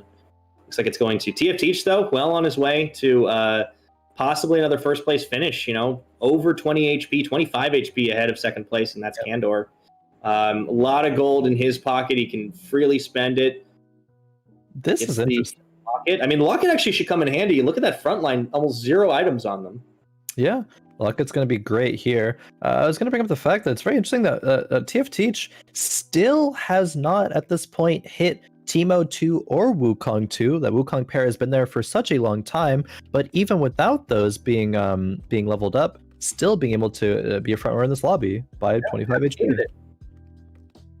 We'll get to watch exactly how he does it right here and now. The Teemo and the Jhin being kind of the linchpins in here, and the Lulu holding on, does manage to get a single cast off, knocked up by the Wukong. A big Gnar ultimate, a pair of GPs come down. That's their Barrybaddens, but they kind of split the uprights there in damage. However, it's still enough to finish the job. The Aurelion Soul with the level up. Barrybadden gets the win.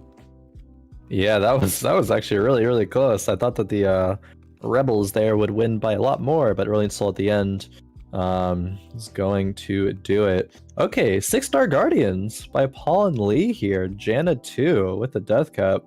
This is very interesting. Protector. Yeah, no, this is a composition I'm very well familiar with. I remember this from a few patches ago, before the Star Guardian changes. But this is still really nice. You got the Giantslayer as well as the blue buff Ludens on the Syndra, full-on protected Death Cap Janna. I mean, this is just a whole lot of fun. The only worrying thing here is that it's only a Nika 1 for the front line. Yeah. Does have a Zephyr and a Bramble Vest, though, so there is some items to really help keep her alive. So you can see the cast coming in. Unfortunately, as you mentioned, does go down. There's a secondary cast, but that's about it. The Janna gets the Tornado. So much machine gun damage out of this Syndra. It is just dirty. Oh, man. Yeah, TFT. Wow. Goes down there. Yeah, I mean, TFT is starting to lose a little bit and actually dropped into second place. Candor on such a hot streak. Kind of doing pretty well. I was just thinking about, kind of caught up in the thought process of Nico 1. It got 2 casts off. Like, that's still really good for a Nico 1. I thought it maybe would be like 1 max to get off there, but the Soraka healing behind the Nico, the Protector, giving that shield, it was great. Candor actually Star Guardian Jhin, so Jhin will be dealing true damage. That is very, very interesting and quite the great tech here. Yeah, I like it, and positioning just really well so that you can't get grabbed. Letting the Ashe kind of deal with the brunt of that if there's a Blitzcrank or something that's able to dive into the back. Candor does pick up that Titan's Resolve that has been changed. Mm-hmm. See how that gets used going forward, and has so much gold to work with. And Candor's in a great spot. Yeah, Candor going to level up. It looks like next round. Saving it for now. What's Candor going to put in from here is the question. Okay. Decides at the end of the day to level up right now. Puts in a Xayah just for the Mystic. Xayah not going to provide anything else besides that. So maybe we'll look for another Mystic, another Celestial in the future. Yeah, I mean, at this point, if you don't have it, you might as well go for a little bit of extra. And even if it's just a 1-star, like, you know, that backline it's just got so much to work with. But let's see if it does enough against the likes of TFT. The Shaco dives in there, gets popped pretty low. The Teemo Shrooms just keep on flying. The Lulu ultimate's coming out to try and stop everything. And this actually, it looked close for a second, but I think this is going to be Candor's. Yep. Oh, yeah. Thought it will. TFT taking round after round after round of heavy damage. We do have a couple people being eliminated there. Zhao eliminated in 6th. Sphinx eliminated in 5th. So a bit of a better placement of last couple of games, but still not enough to top 4 there. Barrybadden, consistent. Top 4 once again. Yeah, hanging on for dear life, but still alive here. Now, if you're TFT, you've seen your lead kind of evaporate at this point. You do have that one lobby win to help buff you up here, but you want to do better than both Candor and paulhnlee. Obviously, paulhnlee in a great position right now. 2nd place, having won 2 lobbies already. Almost a shoe-in, if not guaranteed mathematically for that 1st place spot. But if you're the likes of Candor, I mean, this is a great place to be as well, because you've gotten a couple 6th places, a 5th place finish. You really want a positive lobby finish to end out your fight night rising for sure. Now, it looks like there's kind of been some outscaling happening here for TFT. She goes down again. Yeah, oh man. Barrybadden really strong that early in Soul 2. That Jinx will deal a lot of damage as well. Looking into TFT here, it's just like looking at the items, right? Jhin only has a GA, doesn't have any damage items.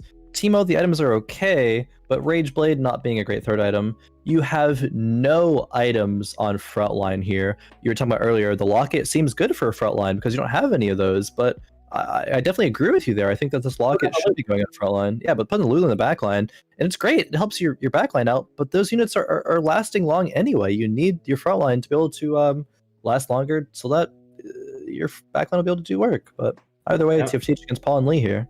Now, this might work this time around because you can see the damage being pumped out is just enough. However, so much AoE in this Syndra, the over damage dealing a huge amount. One more cast is really all you need at this point. Can the Janna hold off both? I don't think so. No. That was a close round. Oh man, speaking of close, everyone's single-digit HP right now. Candor on 1, Barrybadden on 3, TFT on 5, and paulhnlee on 9. 2 players will be eliminated in this next round for sure. And then the round after, that'll be our Fight Night Rising. Who's on top though, is the question. Yeah, I think we could see it end right here. Looking between the two. Well, not exactly. We still have one on player. Excuse me. I get a little ahead of myself. But yeah, this is just like the first game. We're down to the wire, but this time it's only with 4. So keeping an eye on it. I mean, there's a chance here now in 2nd place. Of course, the placement really doesn't matter. You're all top 4, and you want to just end it out stronger. You cannot afford to lose no matter what. You do see that the Jhin ends up getting a QSS. Yeah, that's fine. There's still no items on this front line. I want to see that change. I want to see the Nautilus and the Wukong move up and the Locket to go there. Where's this Locket going to go on? Ah, man, that Zephyr is going to go on to the Karma. Jhin and Teemo safely in the corner, though. Gonna be it's Candor. Again, 1 player will fall here. Yeah, the Fizz doing a lot of work there, but still a lot of heals. Soraka coming up. Jhin staying alive with the GA, but it's just not enough. That's going to be it. Those items are on the bench the whole time. TFT never put them on, and the hat fell off. That's what happened. The hat wasn't secure, Khroen. Oh, no. Oh. How can you let that happen? TFT not only losing the hat, but losing the round there in the game. All right, it is Candor versus Barrybadden for the final. Barrybadden climbing all the way back up. Is this going to be Barry's lobby? It very well could be. Barry, these items, this composition, so strong. I think Barry has a really good advantage going into this last round here. I think you're right. paulhnlee, of course, with that respectable 3rd place finish. Zephyr, though. Good about things. The Zephyr comes up on the Jinx. That's huge. Is it going to be enough, though? GPL coming down. Oh boy, I think the Jinx is still strong enough. I think so too. Aurelion Sol still being alive as well. Oh yeah, there's no doubt in my mind that will do it. Barrybadden takes game number 4. Mr. Consistent, finding a lobby win with those blasters and those rebels. So huge props. I'm pretty sure, yeah, Barry with that will solidify into the top 3 at least. I'm pretty sure that Paulhnlee does get the first place. Yeah, as we take a look at the scores here. But TFT, he got into that 3rd place spot with the win on lobby 3, still placed decently enough in the 4th to net that spot, knocks Zhao out, Candor as well. Really great performance from TFT at the end there.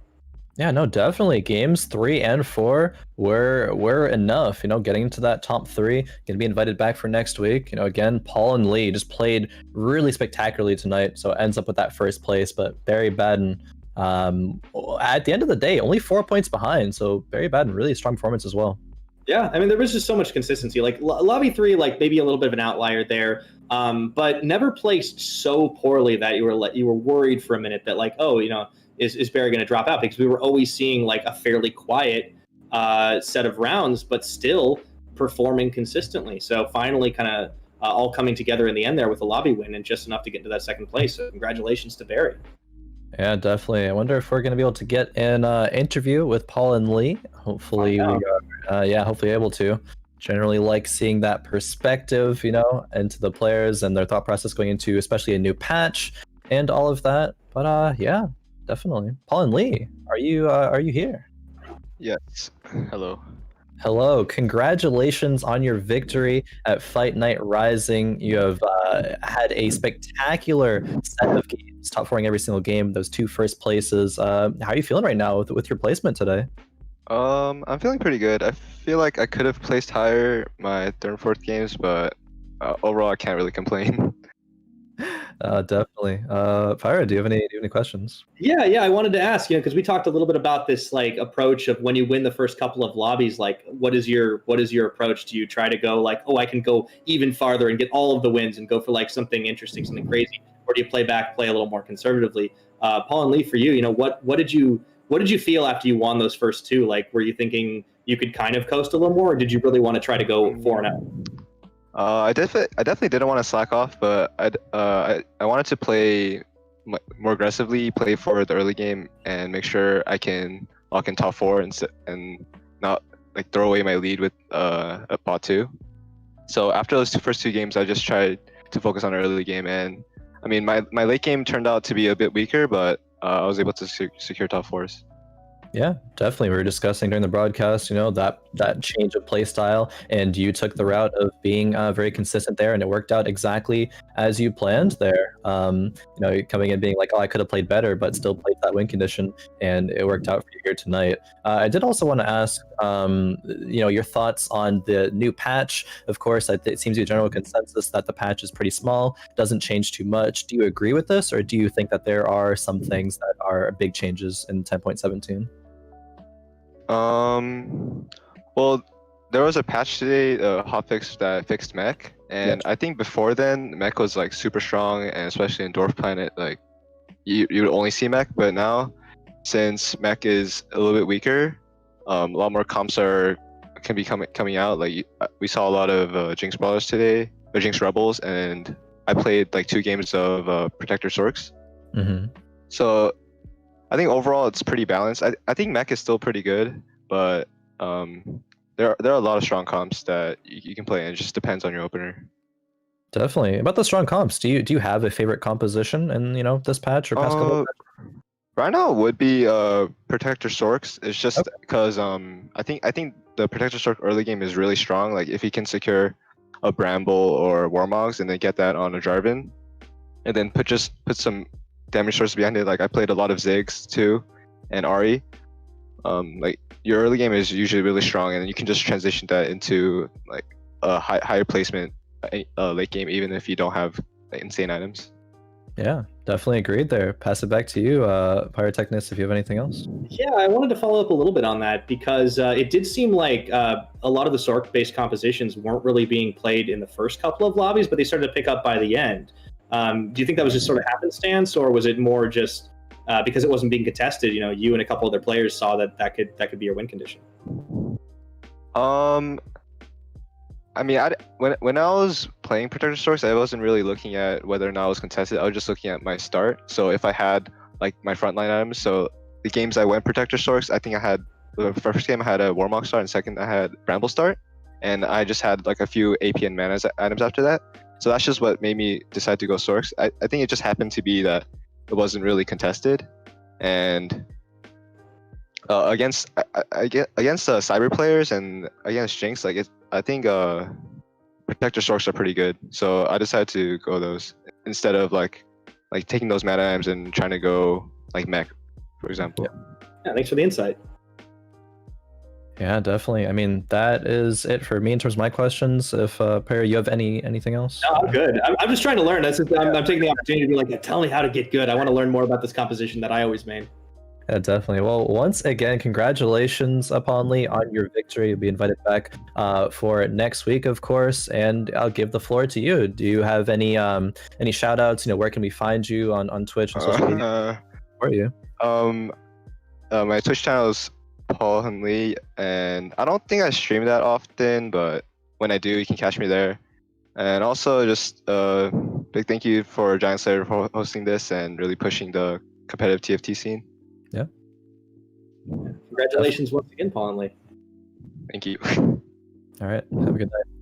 All right, that will do it here for us on Fight Night Rising. I want to bring up, I loved that perspective from Paul. I actually wrote it down, a little notepad. He said basically that he could have played better. So while he still did amazingly well and got first place, there's always that attitude for improvement. And like, I could have done this better. I could have played better. Could have gotten more points, secured a higher finish. I just love that improvement-based attitude from Paulhnlee there. Yeah, it's a championship mindset. Like, it's the kind of thing you hear in esports and in traditional sports all the time. Like, sometimes you get a shocker when you're interviewing a player. Like, yeah, how's it feel to win? It's like, yeah, I could have done a little better. And you're like, really? Wow. Yeah. It's always like year after year. It always surprises me. But it's great to hear that from a player at that level. Like, really good performance tonight. I love it. But yeah, it was a great night of games, patch 10.17, still a lot of the stuff. And we did hear some insight as well about, that mech hotfix that did come in. It kind of slipped my mind to, wanted to mention that earlier. But so we saw a little bit less of mech and more of the stronger compositions, some protector sorks that we don't see too much of, but paulhnlee using them to some great success. But yeah, I mean, that'll do it. Enjoyed casting alongside you. Thank you for showing up here for Fight Night Rising. It was a pleasure. Likewise, Khroen, it was a great time being here. Really enjoy what this channel does for TFT and a lot of other esports as well. So looking forward to seeing how this all develops, and looking forward to see some of the players again too. Next week, I have a feeling is going to be very, very good. I'm sure it will be. Well, that'll do it for us here tonight. Thank you, everybody, for watching Fight Night Rising. We'll be back Thursday next week, 8 p.m. Central, as usual. But until then, take care and see you next time.